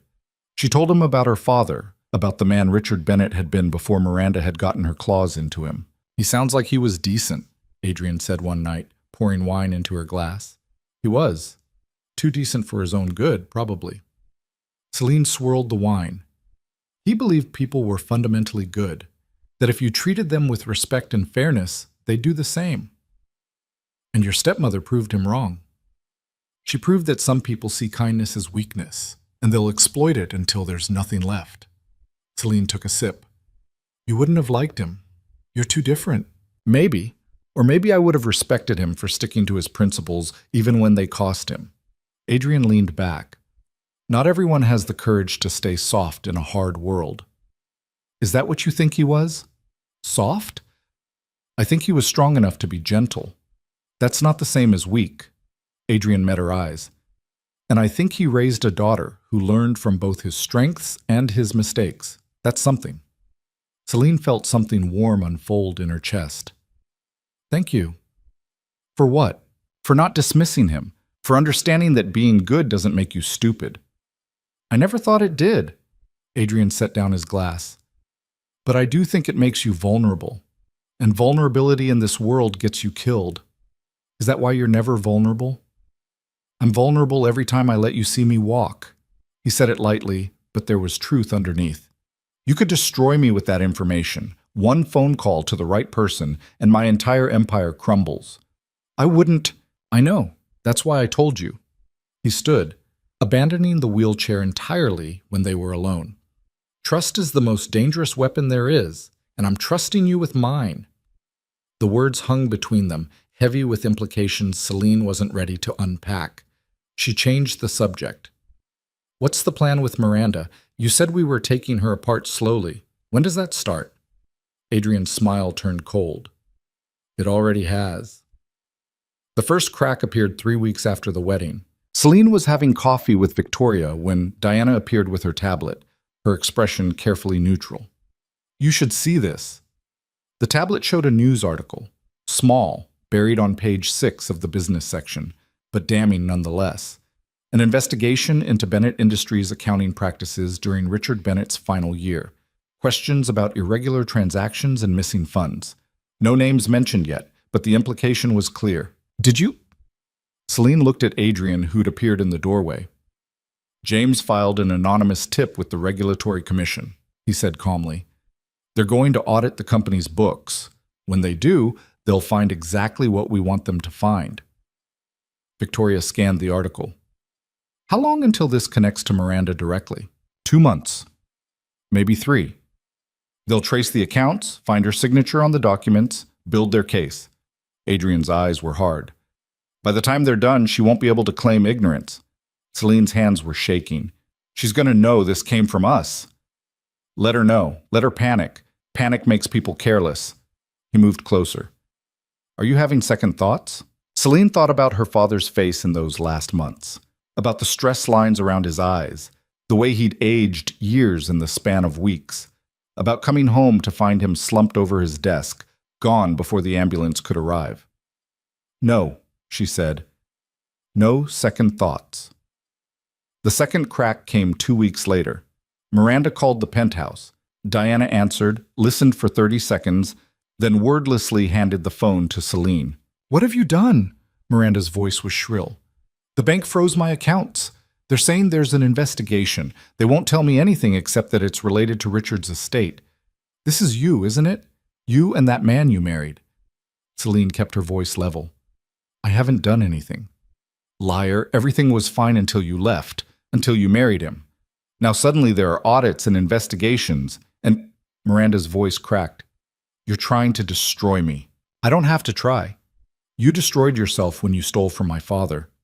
Silence on the other end. Then quieter. I never stole anything. That money was mine. I was his wife. You forged his signature. You opened accounts in the company's name and funneled money into your personal holdings. You took his life insurance that should have gone to me. Selene's voice was cold. That's not being a wife. That's being a thief. He owed me. Miranda's composure shattered completely. I gave him the best years of my life. I raised Celeste alone until he came along. I deserved that money. You deserved nothing, and now you're going to lose everything. Selene ended the call. Her hands were trembling. Adrian took the phone from her and set it aside. Good, he said simply. I feel sick. That means you're human. It'll pass. He guided her to the couch. The first time you really hurt someone who hurt you, it feels wrong, like you've become the thing you hated, but you haven't. There's a difference between justice and cruelty. Is there? Because right now it feels pretty cruel. She had 2 years to treat you with basic human decency. She chose cruelty every single day. What we're doing, Adrian sat beside her. What we're doing is giving her exactly what she earned, not more, not less. Selene leaned her head back. When does it stop feeling terrible? Maybe never. Maybe that's the price of taking control of your own life. His hand found hers. But I can tell you this, it gets easier. The second time, the third time. Eventually you learn to separate what you feel from what you need to do. And then you become dangerous. Is that what you are? Dangerous. I'm the most dangerous person you'll ever meet. He said it matter-of-factly. But I'm on your side. Remember that when this gets hard. The calls from Miranda became more frequent, desperate. She tried threats first. She'd go to the press. She'd tell everyone what kind of man Adrian really was. She'd ruin them both. When that didn't work, she tried begging. She needed money, just a little to get by until the investigation cleared. She'd pay it back, she promised. Selene stopped answering. But Celeste called too, and those calls Selene took. Mom's losing it, Celeste said during one late-night conversation. She keeps calling me, asking where I am, begging me to come home. I think she's scared. She should be. Selene, Celeste's voice was small. What's going to happen to her? She's going to face consequences for what she did. Prison, probably. Asset forfeiture. Public humiliation. All of it. And there's nothing I can do? You could testify against her. Tell them what you know about her spending, her behavior, anything that might be useful to the investigation. Selene paused. But that would mean choosing a side, and I don't think you're ready for that. Celeste was quiet for a long moment. I don't want her to go to prison. Even after everything she did? She's still my mother. Celeste made a frustrated sound. I know she's terrible. I know what she did to your dad, to you, to everyone. But she's all I've ever had. How do I just walk away from that? Selene softened slightly. You don't have to do it all at once. You just have to decide who you want to be. Someone who enables her or someone who stops her. There's no middle ground anymore. That's not fair. No, it's not, but it's true. After Celeste hung up, Adrian emerged from his office. She's going to choose Miranda. You know that, right? Maybe. Or maybe she'll surprise us. You're still hoping she'll change. I'm hoping she'll have the chance to change. What she does with that chance, Selene shrugged. That's on her. 2 months after the wedding, the investigation went public in a big way. Front-page news, federal charges filed against Miranda Bennett for wire fraud, embezzlement, and forgery. The estate was seized pending the outcome of the trial. Miranda's bail was set at $500,000, money she didn't have anymore, because every account she'd controlled had been frozen. She called from the county jail, and this time Selene answered. Please, Miranda's voice was broken, all the polish stripped away. Please, Selene, I'll give everything back. I'll testify, I'll cooperate, whatever you want. Just get me out of here. No. Please, I'm begging you. I can't stay in here. You don't understand what it's like. I understand perfectly. It's what you deserve. Selene's voice was ice. You spent 2 years grinding me down, making me feel worthless, taking everything my father built and burning through it like it didn't matter. Now you get to see what it feels like to have nothing, to be nothing. I'm sorry. Miranda was crying now. I'm sorry, okay? I was wrong. I was terrible to you, I admit it. Just please. Being sorry isn't enough. It doesn't fix what you broke. It doesn't bring my father back. It doesn't give me those 2 years back. Celine's throat was tight. You made your choices. Now live with them. She hung up.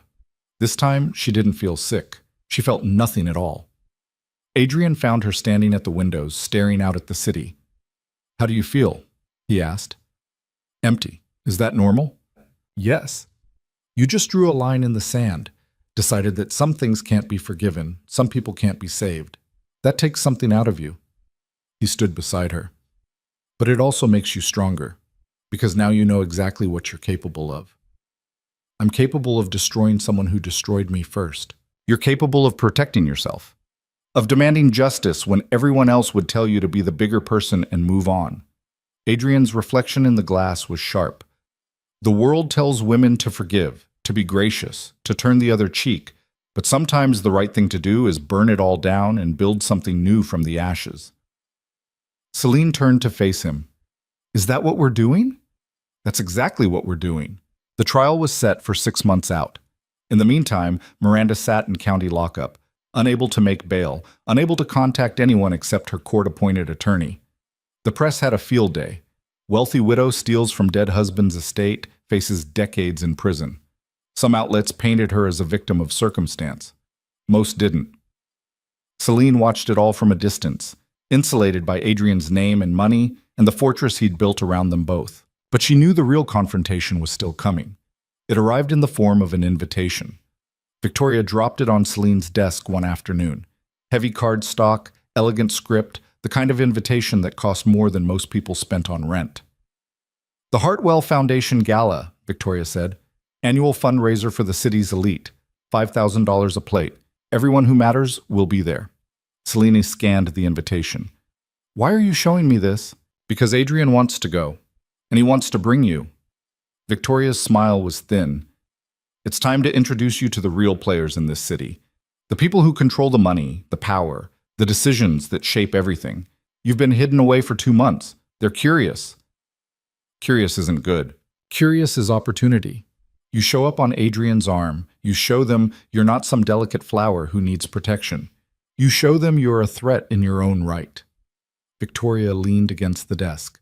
This is your debut. Make it count. Selene looked at the invitation again. The gala was 3 weeks away.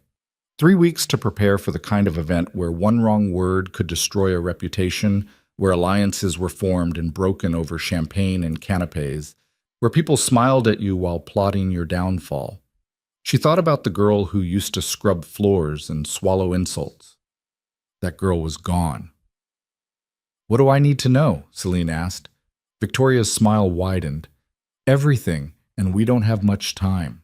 The next 3 weeks were a crash course in high society warfare.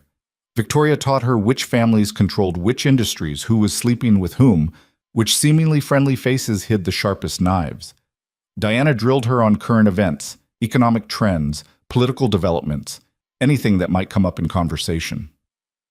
James ran her through scenarios, testing her ability to deflect invasive questions and turn conversations to her advantage. Someone asked about your father's estate, James said during one session.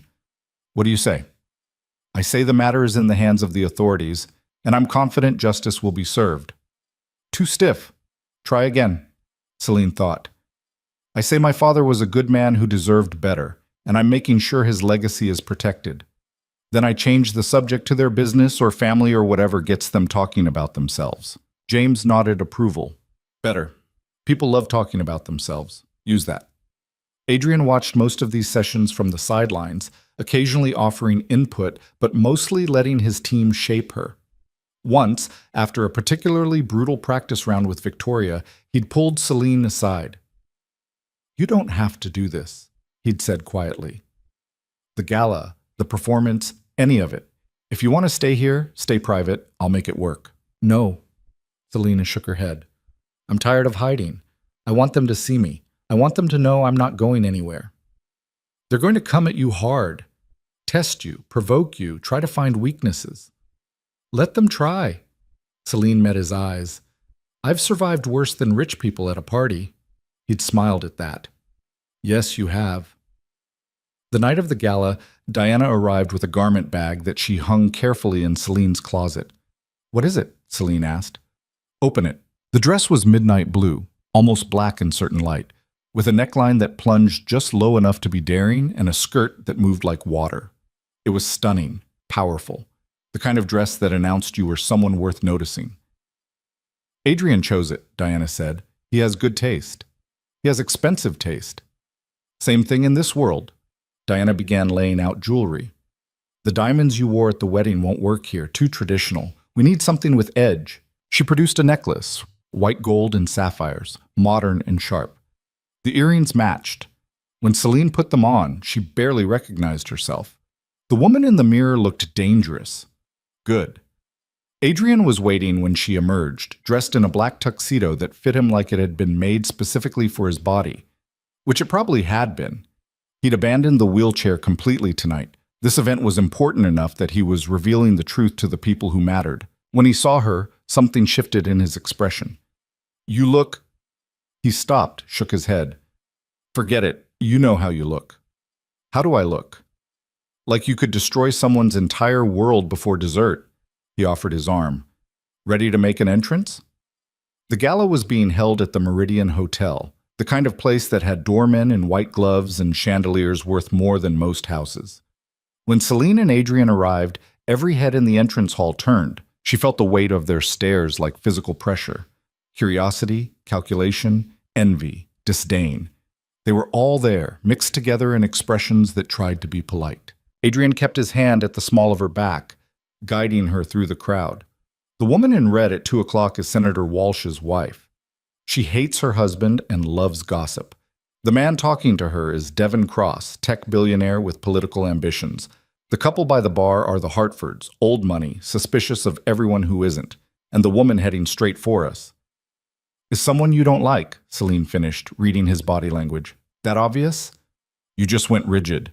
The woman approaching was in her 50s, immaculately dressed, with the kind of smile that didn't reach anywhere near her eyes. Adrian. How lovely to see you on your feet.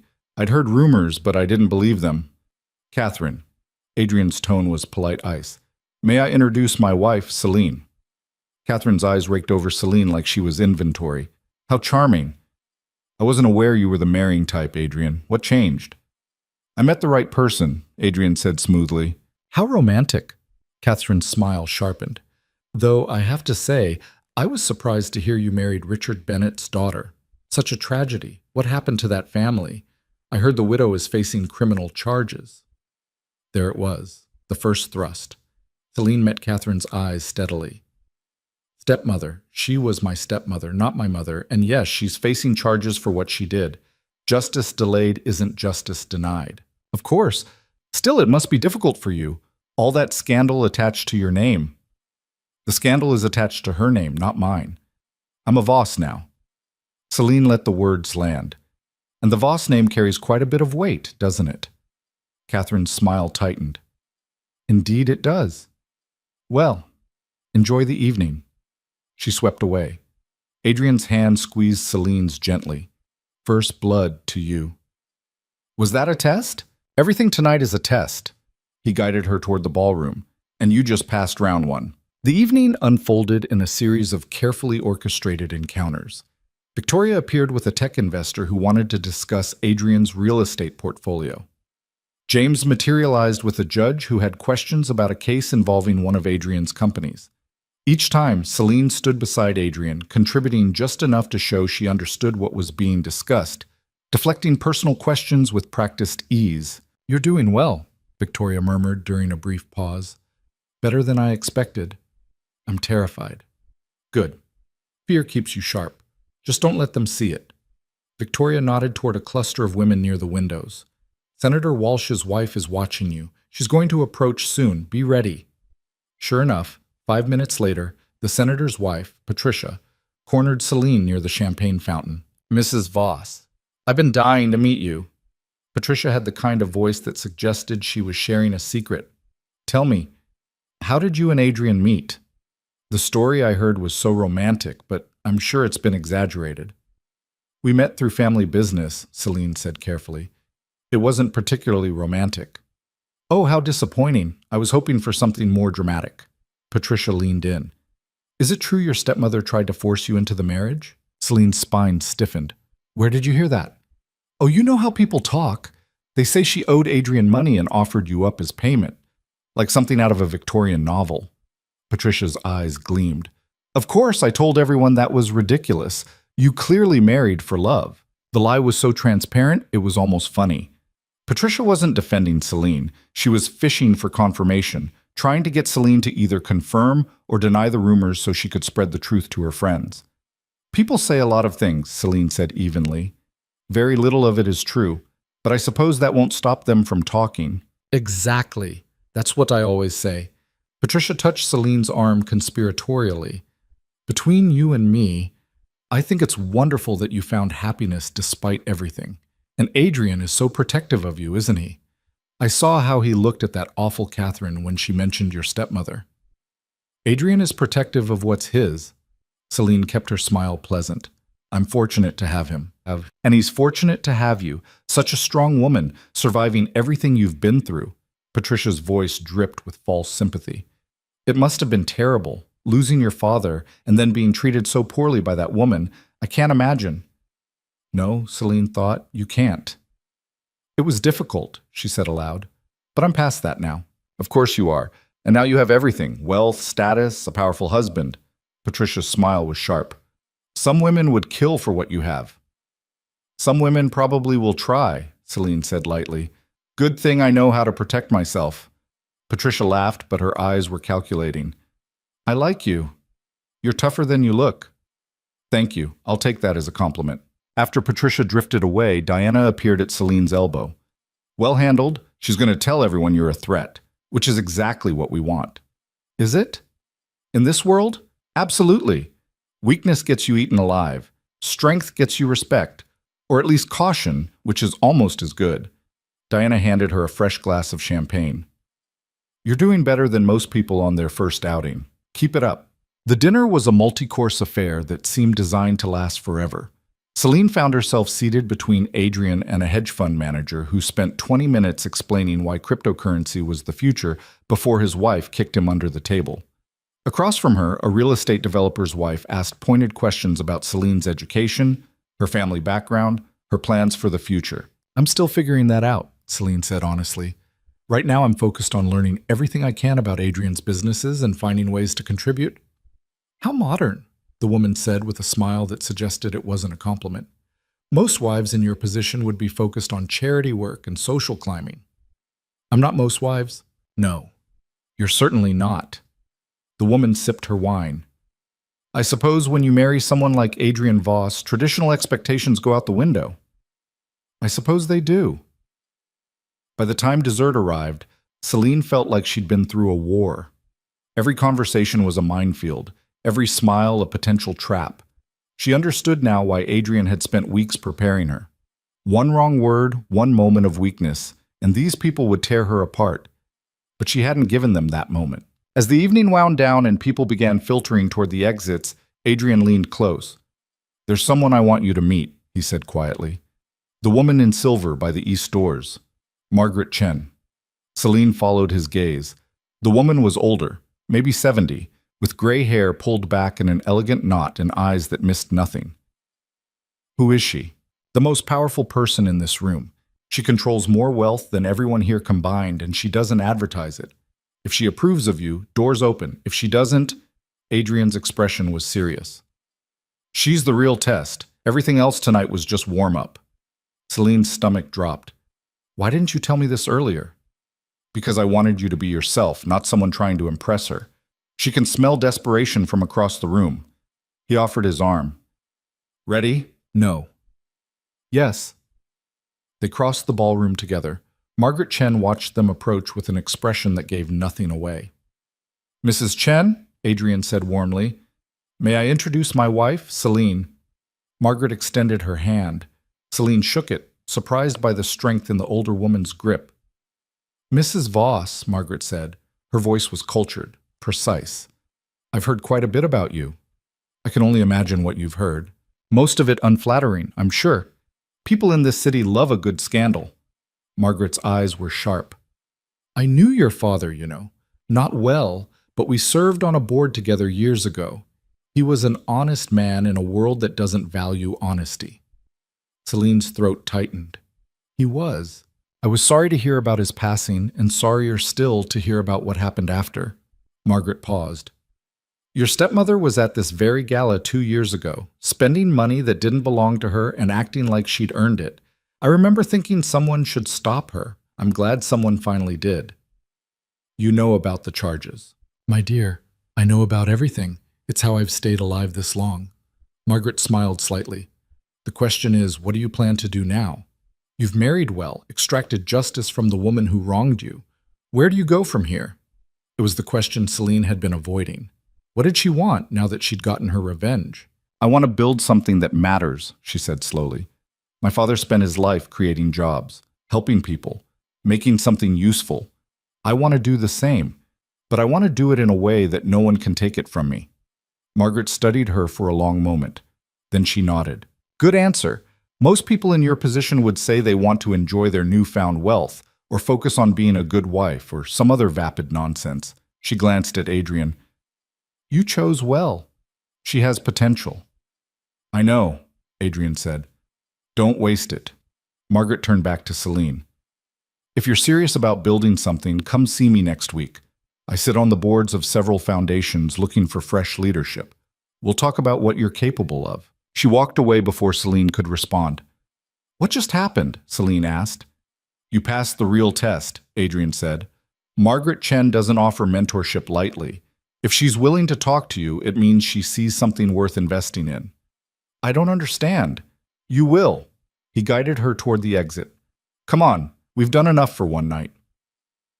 In the car ride home, Selene leaned her head back and closed her eyes. How did I do?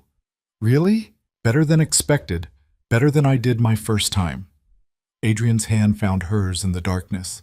You held your own against people who've been playing this game for decades. That's not nothing.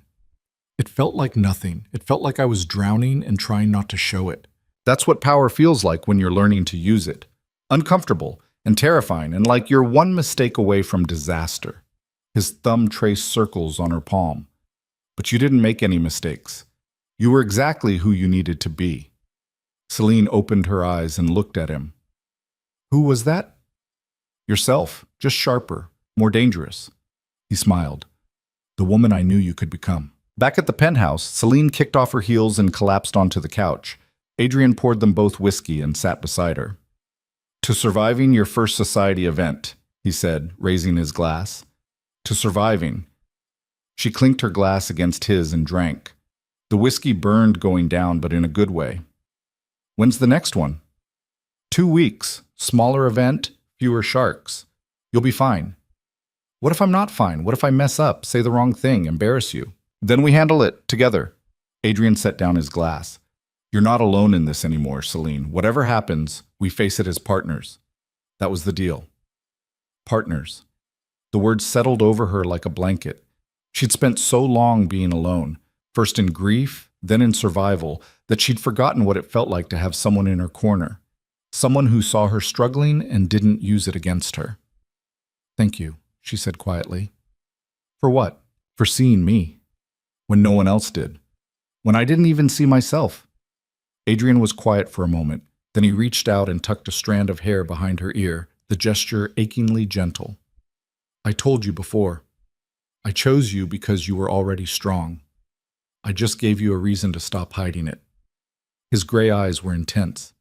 Everything you did tonight, everything you've done these past 2 months, that's all you, not me. Don't forget that. Selene didn't trust herself to speak, so instead she leaned forward and kissed him. It wasn't like the wedding kiss, careful and controlled. This was real. Honest. Born from weeks of growing trust and shared purpose, and the slow realization that the man sitting beside her had become someone she actually cared about. When she pulled back, Adrian's eyes had darkened. Selene, I know what I'm doing, she said, and I know you said you wouldn't touch me unless I wanted you to, so I'm telling you, I want you to. For a moment he didn't move. Then he stood, offered his hand, and pulled her to her feet. "Are you sure?" he asked. "I'm sure." He led her to his room, not hers, but his, a space she'd never entered before. It was simpler than she'd expected. Clean lines, dark colors, a bed that looked like it had actually been slept in. He kissed her again, and this time there was no hesitation, no performance. Just two people who'd been circling each other for weeks, finally giving in to what they both wanted. Later, lying in the darkness with Adrian's arm around her, Selene stared at the ceiling and tried to process everything that had changed. She was married to a dangerous man. She'd helped destroy her stepmother. She'd stepped into a world of wealth and power and manipulation that she barely understood. And somehow, impossibly, she was starting to build something new from the wreckage of her old life. "What are you thinking?" Adrian asked, his voice rough with sleep. "That I don't recognize myself anymore. Is that good or bad?" Selene thought about the girl who'd scrubbed floors, about the woman who'd walked into that gala with her head high and come out victorious. "I think it's good," she said. "I think I'm finally becoming who I was supposed to be all along." Adrian pulled her closer. "Then my work here is done." "Your work is just beginning. We still have to finish what we started." "With Miranda?" "With everything." Selene turned to face him in the darkness. "She's just the beginning. There are other people who need to pay, other wrongs to right, other battles to fight." Adrian smiled. "Now you sound like me. Maybe I'm learning from the best." "Maybe you are." They fell asleep tangled together, and for the first time since her father's death, Selene felt like she was exactly where she was meant to be. The prosecution built their case methodically over the next 4 months. Selene watched from a distance as the evidence she'd helped gather became the foundation of the state's argument against Miranda. Bank records, forged signatures, testimony from vendors who'd never provided the services they'd billed for. Every piece of paper, every transaction, every lie Miranda had told came back to haunt her. James kept Selene updated. "They're offering her a plea deal. 10 years instead of 25 if she cooperates fully and provides restitution." "Will she take it?" Selene asked. "Her lawyer is advising her to, but Miranda—" James shook his head. "She still thinks she can talk her way out of this. She wants to go to trial." "Let her." Adrian looked up from the contract he was reviewing. "You're sure? A trial means publicity, means your name in the papers, reporters asking questions." "I'm sure." Selene met his eyes. "I want everyone to see exactly what she did. No plea deals, no quiet settlements. She gets her day in court, and then she gets exactly what she deserves." The trial started on a Tuesday in early autumn. The courthouse steps were crowded with reporters, cameras, people who'd come just to watch the spectacle. Selene walked through them with her head high, Adrian beside her, Marcus and Diana flanking them like guards. She wore gray, professional, severe, the color of someone who wasn't here to perform, but to witness justice. Inside, the courtroom was smaller than she'd expected. Miranda sat at the defense table in a cheap suit her public defender had probably picked out, her blonde hair dull, her face older than it had been 6 months ago. When she saw Selene enter, something desperate and angry flashed across her expression. The prosecution called their first witness, an accountant who'd worked for Bennett Industries and noticed irregularities in the books. Then a bank officer who'd processed some of Miranda's fraudulent transfers. Each one added another brick to the wall, closing in around her. On the third day, they called Selene. Walking to the witness stand felt like walking through water. Every eye in the room was on her. The prosecutor, a sharp woman named Ellen Reeves, gave her an encouraging nod. "Please state your name for the record." "Selene Marie Voss, formerly Bennett." "Mrs. Voss, how did you know the defendant?" "She was married to my father. She was my stepmother for 3 years before his death." Ellen walked her through the timeline, her father's marriage to Miranda, the changes in his behavior, his stress, his declining health, his death, and the aftermath. Miranda's treatment of Selene, the way she'd been reduced to unpaid labor in her own home. "Did you notice anything unusual about the estate's finances during this time?" "I noticed we were running out of money. My father had been comfortable, not wealthy, but secure. After he died, there were suddenly bills we couldn't pay, creditors calling, threats of foreclosure. But Miranda and Celeste kept spending like nothing had changed." "Did you investigate?" "Not at first. I was Selene paused, choosing her words carefully. I was grieving. I wasn't thinking clearly. But after I left the estate, I requested the financial records and discovered the extent of the fraud. Ellen entered the documents into evidence, page after page of Miranda's theft, projected onto screens for the jury to see. Selene watched their faces as they absorbed it. Shock, disgust, anger. Good. Miranda's lawyer, a tired-looking man who seemed to know he was fighting a losing battle, cross-examined her next. Mrs. Voss, isn't it true that you have a financial motive for testifying against my client? No. You stand to inherit your father's estate if Mrs. Bennet is convicted, don't you? I stand to see justice done for my father. The money doesn't matter, doesn't it? You married Adrian Voss shortly after leaving the estate, a man who agreed to clear the family debts in exchange for a bride. That sounds like a financial transaction to me. Selene's jaw tightened. My marriage is not on trial here. But it's relevant to your credibility. You're testifying against a woman who could block your inheritance, and you're married to a man who benefits from her conviction. The jury deserves to know your motives might not be as pure as you claim.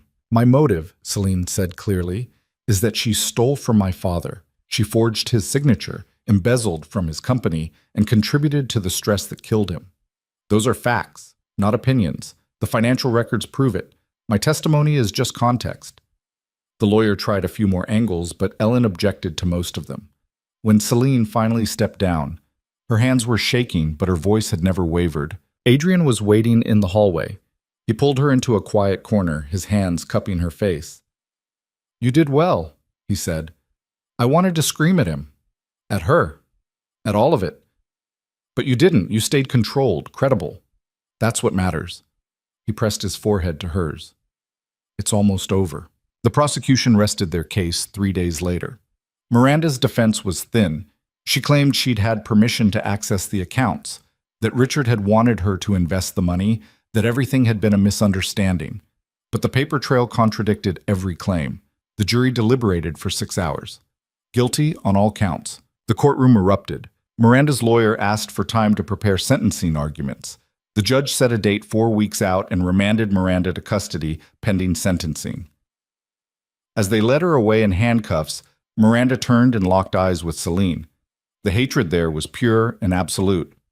But underneath it, Selene saw something else. Fear.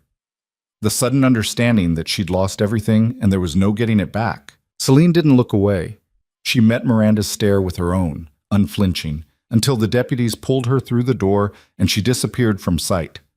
Outside the courthouse, reporters swarmed. Diana ran interference while Marcus cleared a path to the car. Someone shouted a question about whether Selene felt vindicated. She didn't answer. Vindication wasn't the right word. Justice was closer, but still not quite right.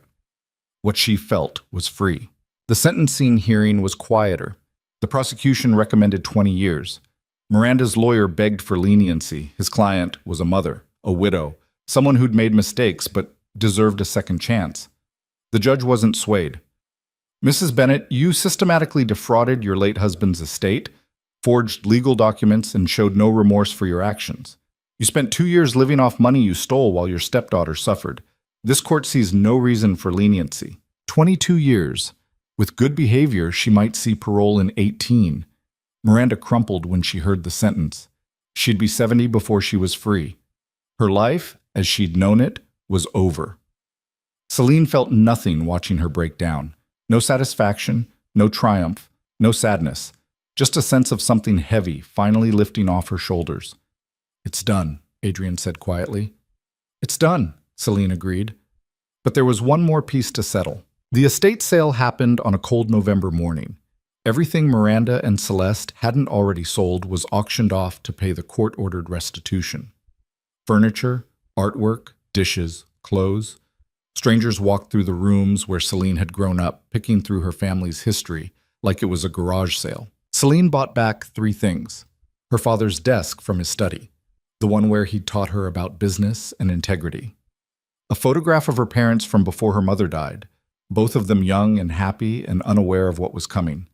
And her mother's wedding ring, which Miranda had tried to sell but couldn't get enough money for. Adrian arranged to have them delivered to the penthouse. When Selene opened the box containing her father's desk, she found something hidden in a secret drawer she'd forgotten existed. A letter, addressed to her in Richard's handwriting. Her hands shook as she opened it. My dearest Selene, if you're reading this, I'm gone. I'm sorry for that. I'm sorry for so many things. I know I made a mistake marrying Miranda. I know I was lonely and foolish, and I let someone into our lives who didn't deserve to be there. By the time I understood what she was, it was too late. The damage was done. I tried to protect you. I tried to limit her access, to keep the business separate, to ensure you'd inherit what was rightfully yours. But I'm tired, and I'm afraid I haven't done enough. If things go wrong, if Miranda tries to take everything, fight back. You're stronger than you know. You have your mother's fire and my stubbornness, and that combination makes you unstoppable. Don't let anyone convince you otherwise. Build something beautiful from the ashes. Make me proud. I love you always, Dad. Selene read the letter 3 times before the tears came. When they did, they were the kind that shook her whole body, years of grief and rage and love finally finding release. Adrian found her on the floor of her suite, the letter clutched in her hand, crying like she hadn't cried since the funeral. He didn't say anything. He just sat beside her and held her until the storm passed. He knew, she said finally, her voice raw. He knew what she was, and he tried to stop her, and he couldn't. He did stop her, just not in the way he planned. Adrian brushed her hair back. He raised you to be strong enough to finish what he started. That's something. I miss him. I know. Selene pressed her face into Adrian's shoulder. I wish he could see what I've become. I wish I could tell him I fought back, that I won. He knows. Adrian's voice was certain. Wherever he is, he knows. And he's proud of you. The meeting with Margaret Chen happened 2 weeks later. Her office was in a building older than Adrian's tower, but just as impressive. Wood paneling, leather chairs, the kind of understated elegance that came from generations of wealth. Margaret was direct. I've been watching you since the gala. You handled Miranda's trial with grace. No interviews, no dramatics, just quiet dignity. That's rare. I didn't want to make a spectacle of it. Smart. The people who scream the loudest usually have the least to say. Margaret folded her hands on her desk. I'm on the board of the Hartwell Foundation. You received their gala invitation. We fund educational programs for disadvantaged youth, scholarships, mentorship, job training, the kind of work your father would have approved of. Selene's throat tightened. He would have. I want you to join the board. You're young, but you have something most of our members lack. Real experience with hardship. You know what it's like to have everything taken from you. That perspective is valuable. I don't know anything about running a foundation. You'll learn, and you'll bring fresh ideas. Too many of our board members are stuck in old ways of thinking. They want to throw money at problems without understanding what people actually need. Margaret's eyes were sharp. I think you understand what people need. The question is whether you're willing to do the work. Selene thought about her father's letter, about building something beautiful from the ashes. I'm willing, she said. Good. We meet monthly, first Tuesday.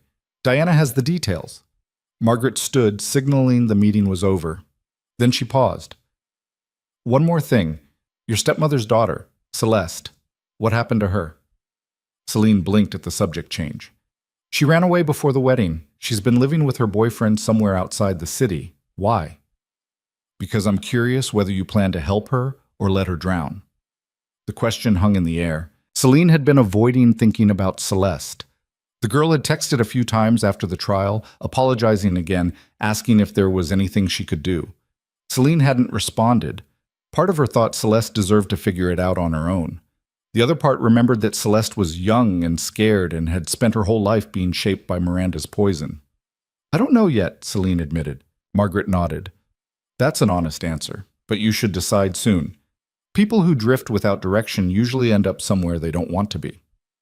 After the meeting, Adrian was waiting in the car. How did it go? She offered me a seat on the foundation board. I said yes. Adrian smiled. Of course you did.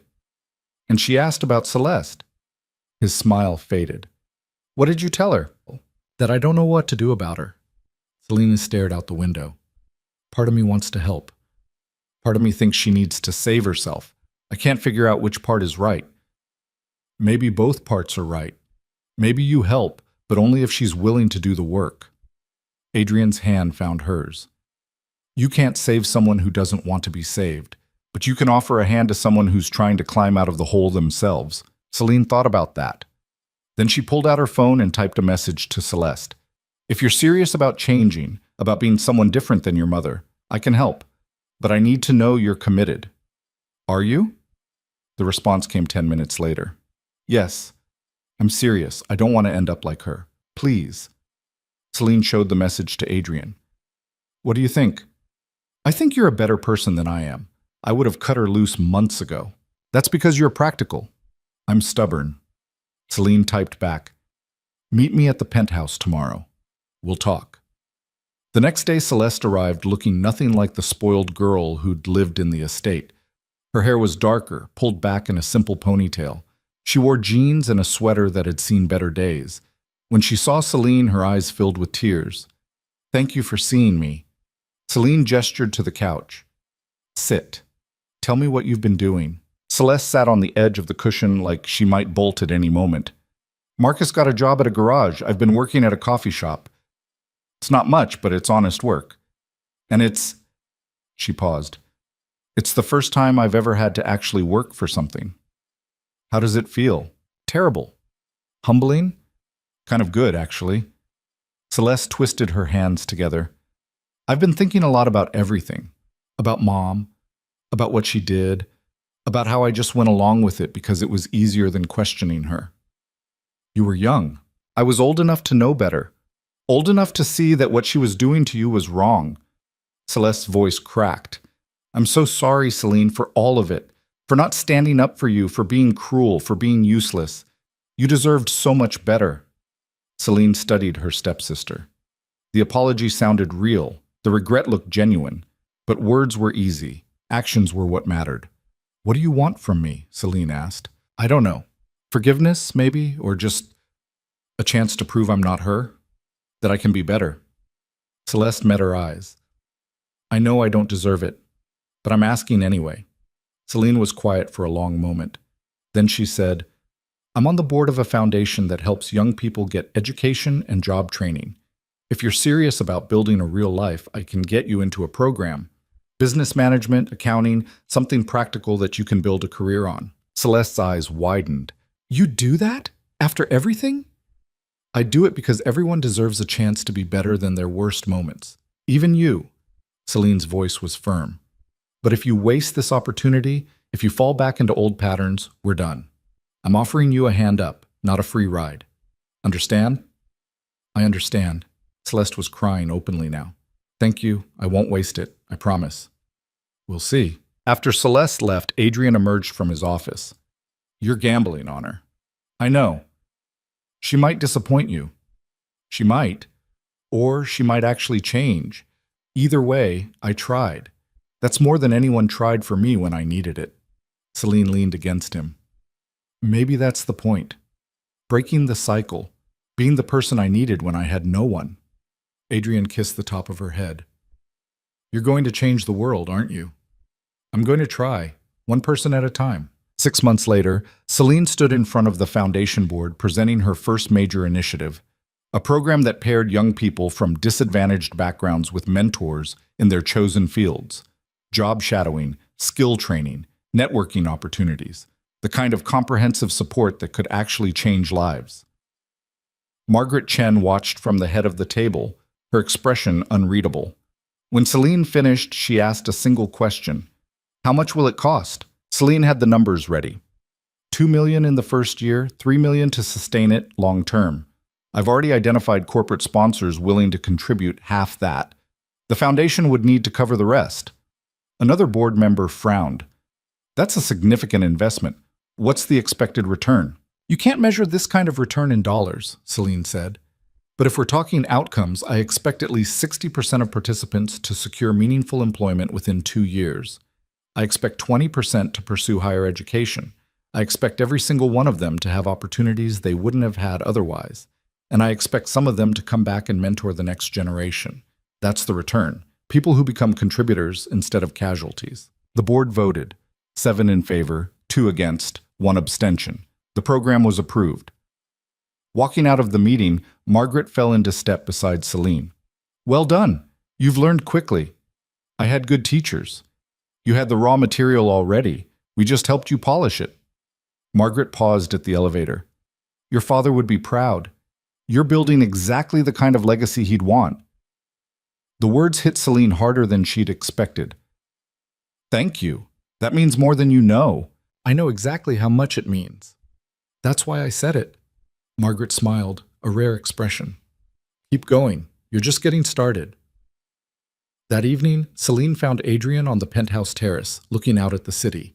The skyline was lit up like a constellation, millions of lives playing out in those glowing windows. Your program got approved, he said without turning around. You already knew it would. I had faith in you. He glanced back. Though I'll admit, the way you handled Roberts, that was impressive. He's shot down every proposal for the last 5 years.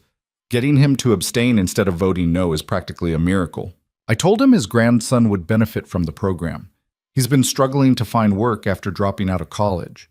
Roberts didn't want to admit it publicly, but he wanted help. Selene joined Adrian at the railing. Everyone has a pressure point. You taught me that. I taught you a lot of things. You're starting to use them better than I do. I had a good teacher. They stood in comfortable silence, watching the city breathe. Somewhere out there, Miranda was serving her sentence, learning what it felt like to have nothing. Somewhere out there, Celeste was attending classes and working at her coffee shop, trying to become someone different. And here, in this tower, Selene stood beside the man who'd given her a chance to rebuild her life from nothing. Do you ever regret it? Adrian asked. Marrying me, getting involved in all this, giving up the chance to just walk away and start fresh somewhere else? Selene thought about the question, about the girl she'd been and the woman she'd become, about everything she'd lost and everything she'd gained. No, she said. I don't regret any of it, even the hard parts, especially the hard parts. They made me who I am. And who are you? It was the same question he'd asked the night before their wedding. Then, she hadn't known how to answer. Now she did. I'm someone who survived, someone who fought back, someone who's building something that matters. She turned to face him. I'm the woman standing beside you, the woman running a foundation, the woman who learned to turn pain into power instead of letting it destroy her. That's who I am. Adrian's smile was slow and genuine. I love you, you know. It was the first time he'd said it. The first time either of them had said it. Selene's breath caught. I love you too. He pulled her close, and she fit against him like she'd been made for this, for him, for this life they were building together. What happens now? She asked. Now we keep going, keep building, keep taking care of each other and the people who depend on us. He kissed her forehead. Now we live the life we fought for. That night, lying in bed with Adrian asleep beside her, Selene pulled out her father's letter and read it one more time. Build something beautiful from the ashes. Make me proud. She'd done that, was still doing it.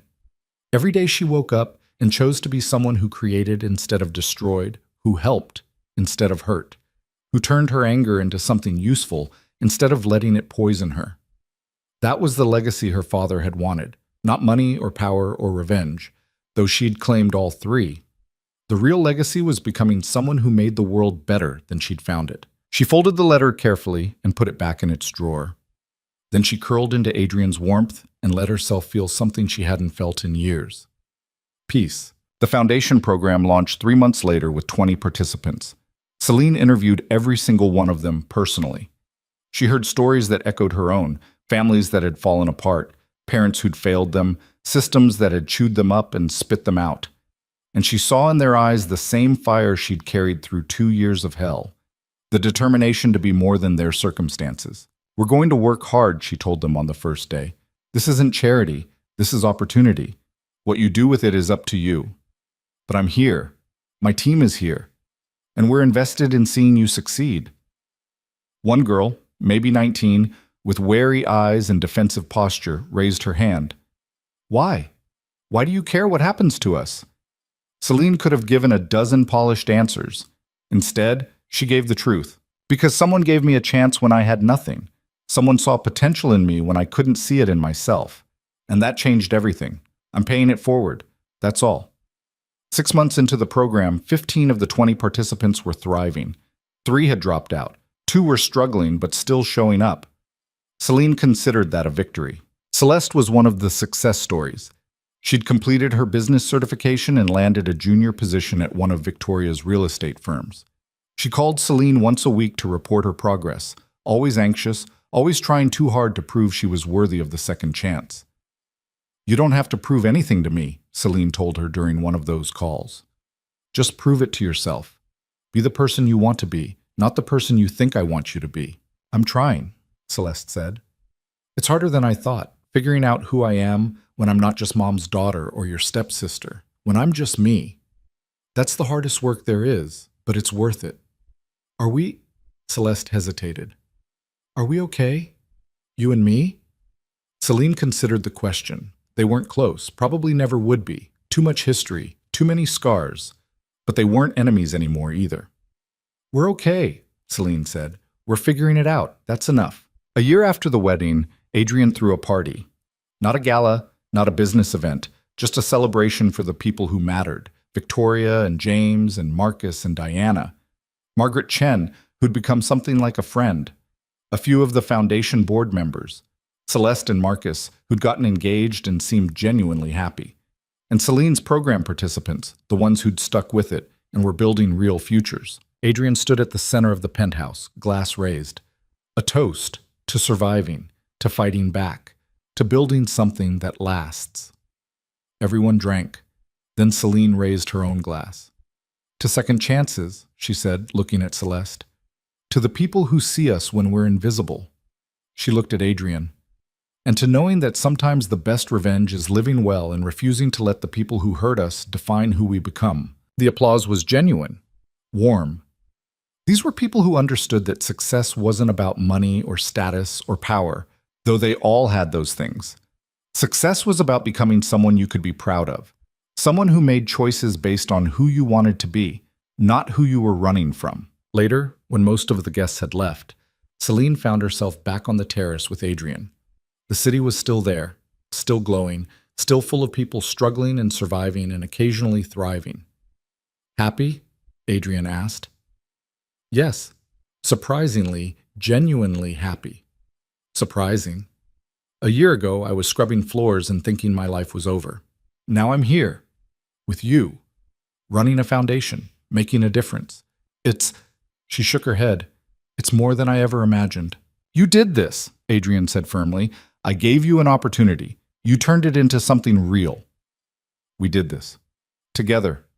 Selene leaned against him. "I couldn't have done any of it alone." "Sure you could have. It would have taken longer and been harder, but you would have found a way. You're too stubborn not to." Selene laughed. "I'll take that as a compliment." "It is one." They stood there, 2 people who'd found each other in the wreckage of broken lives and built something neither of them had expected. A partnership, a marriage, a future. "What's next?" Selene asked. "We've taken down Miranda, launched the foundation, established ourselves in society. What's the next challenge?" Adrian's smile was mysterious. "I have some ideas, but they can wait. For now, let's just enjoy this." This moment, this peace, this feeling that everything we fought for was worth it. He turned to face her fully. "We've spent a year fighting battles. Maybe it's time to just live." Selene thought about that, about the letter from her father telling her to build something beautiful, about Margaret Chen saying she was just getting started, about the 20 young people who were counting on her to show them that change was possible. "I don't think I know how to just live anymore," she admitted. "I'm always thinking 3 steps ahead, planning the next move, anticipating the next threat." "Then I'll teach you." Adrian's hands cupped her face. "We'll teach each other. How to enjoy what we've built. How to be happy instead of just surviving." "Okay," Selene whispered. "Teach me." He kissed her, slow and deep and full of promise. And for the first time in years, maybe the first time ever, Selene let herself stop planning and just feel. The warmth of his hands, the taste of champagne on his lips, the solid reality of a life she'd fought for and won. When they pulled apart, she was smiling. "What?" Adrian asked. I was just thinking. Miranda thought destroying me would be easy. She thought I was weak and broken, and she could just sweep me aside like I was nothing. Selene looked out at the city. I wonder if she knows yet that trying to break me was the worst mistake she ever made, that I'm still here, still standing, while she's locked away. I wonder if she understands that she didn't destroy me. She made me stronger. She understands, Adrian said quietly. I made sure of it. Selene turned to him. What did you do? I sent her a newspaper clipping about your foundation program, about you being appointed to the board, about everything you've accomplished. His smile was cold. I wanted her to see exactly what she threw away when she decided you were disposable. For a moment, Selene didn't know how to feel about that. Then she laughed, real, genuine laughter that came from somewhere deep. That's cruel, she said. Yes, I love it. I thought you might. They went back inside, back to the party that was winding down, back to the life they'd built together, from nothing but determination and mutual respect, and the understanding that sometimes the best way to heal from trauma is to transform it into purpose. Celeste caught Selene before she left. Thank you, for tonight, for everything, for not giving up on me. I didn't do it for you, Selene said honestly. I did it because that's who I want to be. Someone who helps when she can. But you did the work, Celeste. You chose to change. That's all you. Celeste hugged her, awkward and uncertain, but real. I'm going to keep choosing it every day. Good. That's all any of us can do. After everyone left, Selene and Adrian stood in the quiet penthouse, surrounded by the remnants of celebration. Empty glasses, scattered napkins, the warm feeling of people who'd cared enough to show up. This is what winning looks like, Adrian said. Not crushing your enemies, though we did that too. This, community, purpose, people who matter to you and who you matter to. When did you become a philosopher? Selene teased. When I married someone who made me want to be better than I was. He pulled her close. You've changed me, you know. Made me think about legacy differently, about what I'm building and why. Good.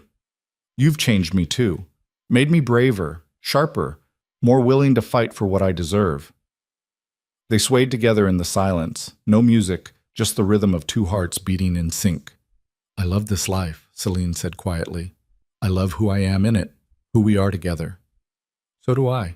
Then let's keep building it. Let's make it so beautiful and so strong that nothing can tear it down. Deal. That night, Selene dreamed about her father. They were in his study, the one from before everything went wrong.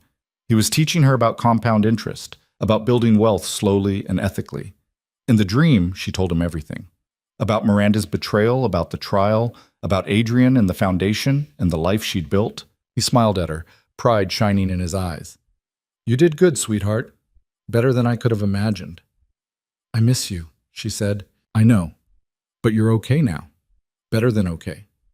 You're exactly where you need to be, doing exactly what you're meant to do. He touched her face gently. I'm so proud of you. Not because you got revenge or married well or became successful. I'm proud because you stayed kind despite everything. Because you chose to help others instead of becoming bitter. Because you're building something that matters. I learned that from you, and you made it your own. That's the best legacy a parent can hope for, a child who takes what they were given and makes it better. He kissed her forehead. Keep going. You're doing beautifully. She woke with tears on her face and a sense of peace she'd been chasing for years. Adrian was still asleep beside her, one arm thrown across her waist. She traced the line of his jaw with her finger, marveling at how far they'd come. From a transaction to a partnership to something that looked a lot like love. Maybe it was love. Maybe it had been all along, hiding under layers of strategy and survival and the mutual understanding that they were both too broken to expect fairy tales. But this was better than a fairy tale. This was real, hard-won and complicated and imperfect, and it was theirs. The foundation grew. By the second year, they'd expanded to serve 50 participants. By the third year, 100. Selene hired staff, developed partnerships with businesses willing to provide internships, created scholarship funds for participants who wanted to pursue higher education. She worked 80-hour weeks and loved every minute of it. Adrian's empire expanded too, though his methods became more subtle. Less brute force, more strategic positioning. Selene's influence there too. She'd taught him that you could be powerful without being destructive, that building something lasting required thinking beyond the next quarter or the next deal. They became the kind of couple people whispered about at parties. The crime king who'd reformed his image and the woman who'd transformed him. It wasn't true, of course. Adrian was still dangerous, still willing to crush anyone who threatened what was his, and Selene was still learning to wield her own kind of power, the kind that came from knowing exactly who you were and refusing to apologize for it. But the whispers didn't matter. What mattered was the life they'd built, the people they'd helped, the legacy they were creating together. 5 years after the wedding, Selene stood at her father's grave for the first time since the funeral. She'd been avoiding it, unable to face the finality of that headstone, but today felt right. She knelt and placed fresh flowers on the grave. "Hi, Dad. I know it's been a while. I've been busy." The wind rustled through the trees. Somewhere, a bird sang. "Miranda's still in prison. She'll be there for a long time. Celeste turned out okay. You'd be surprised. She's working hard, making something of herself, and me?" Selene smiled through tears. "I'm doing what you told me to do. Building something beautiful from the ashes, making you proud." She told him about the foundation, about the lives they'd changed, about Adrian, about falling in love with someone unexpected, about learning that strength wasn't about never falling down, it was about getting back up, over and over, until you finally found solid ground. "I wish you could see it all," she said, "but I think maybe you can. I think maybe you're proud of me. I hope you are." She stayed there for an hour, talking to her father the way she used to when he was alive, about everything and nothing, about the future she was building and the past she'd survived. When she finally stood to leave, she felt lighter. Adrian was waiting by the car, giving her space but staying close enough that she knew he was there if she needed him. When she reached him, he pulled her into his arms. "You okay?" he asked. "Yeah, I'm okay. Better than okay." She looked back at the grave. "I said goodbye. Finally let go of the anger and the grief and all of it. I think he'd want me to. I think he would too." They drove back to the city in comfortable silence. When they pulled up to the tower, Selene looked up at the building that had become home. "Do you ever think about what would have happened if we hadn't met?" she asked. "Sometimes. I think I'd still be sitting in that wheelchair, playing games, winning every battle but losing the war." Adrian's hand found hers. "And you'd probably still be fighting to survive. We needed each other. Still do." "Yeah, we do." They rode the elevator up together, hand in hand, two people who'd started as strangers and become something more. Partners, allies, lovers, family. The penthouse was quiet when they entered. Selene kicked off her shoes and collapsed onto the couch. Adrian joined her, pulling her against his side. "What do you want for dinner?" he asked. "Something simple. I don't want to think tonight. I just want to be." "Then that's what we'll do." And they did. They ordered takeout and ate it on the couch, watching a movie neither of them paid attention to. They talked about nothing important, work gossip, foundation drama, Victoria's latest scheme. They laughed at stupid jokes and argued about whether the movie was any good, and existed in the kind of comfortable domesticity that neither of them had expected to find. Later, lying in bed with the city lights painting patterns on the ceiling, Selene finally put words to the things she'd been feeling for months. "I'm happy," she said. "Genuinely, completely happy. For the first time since my father died, I'm not just surviving or fighting or planning the next move. I'm just happy." Adrian turned to look at her. "Good. You deserve to be."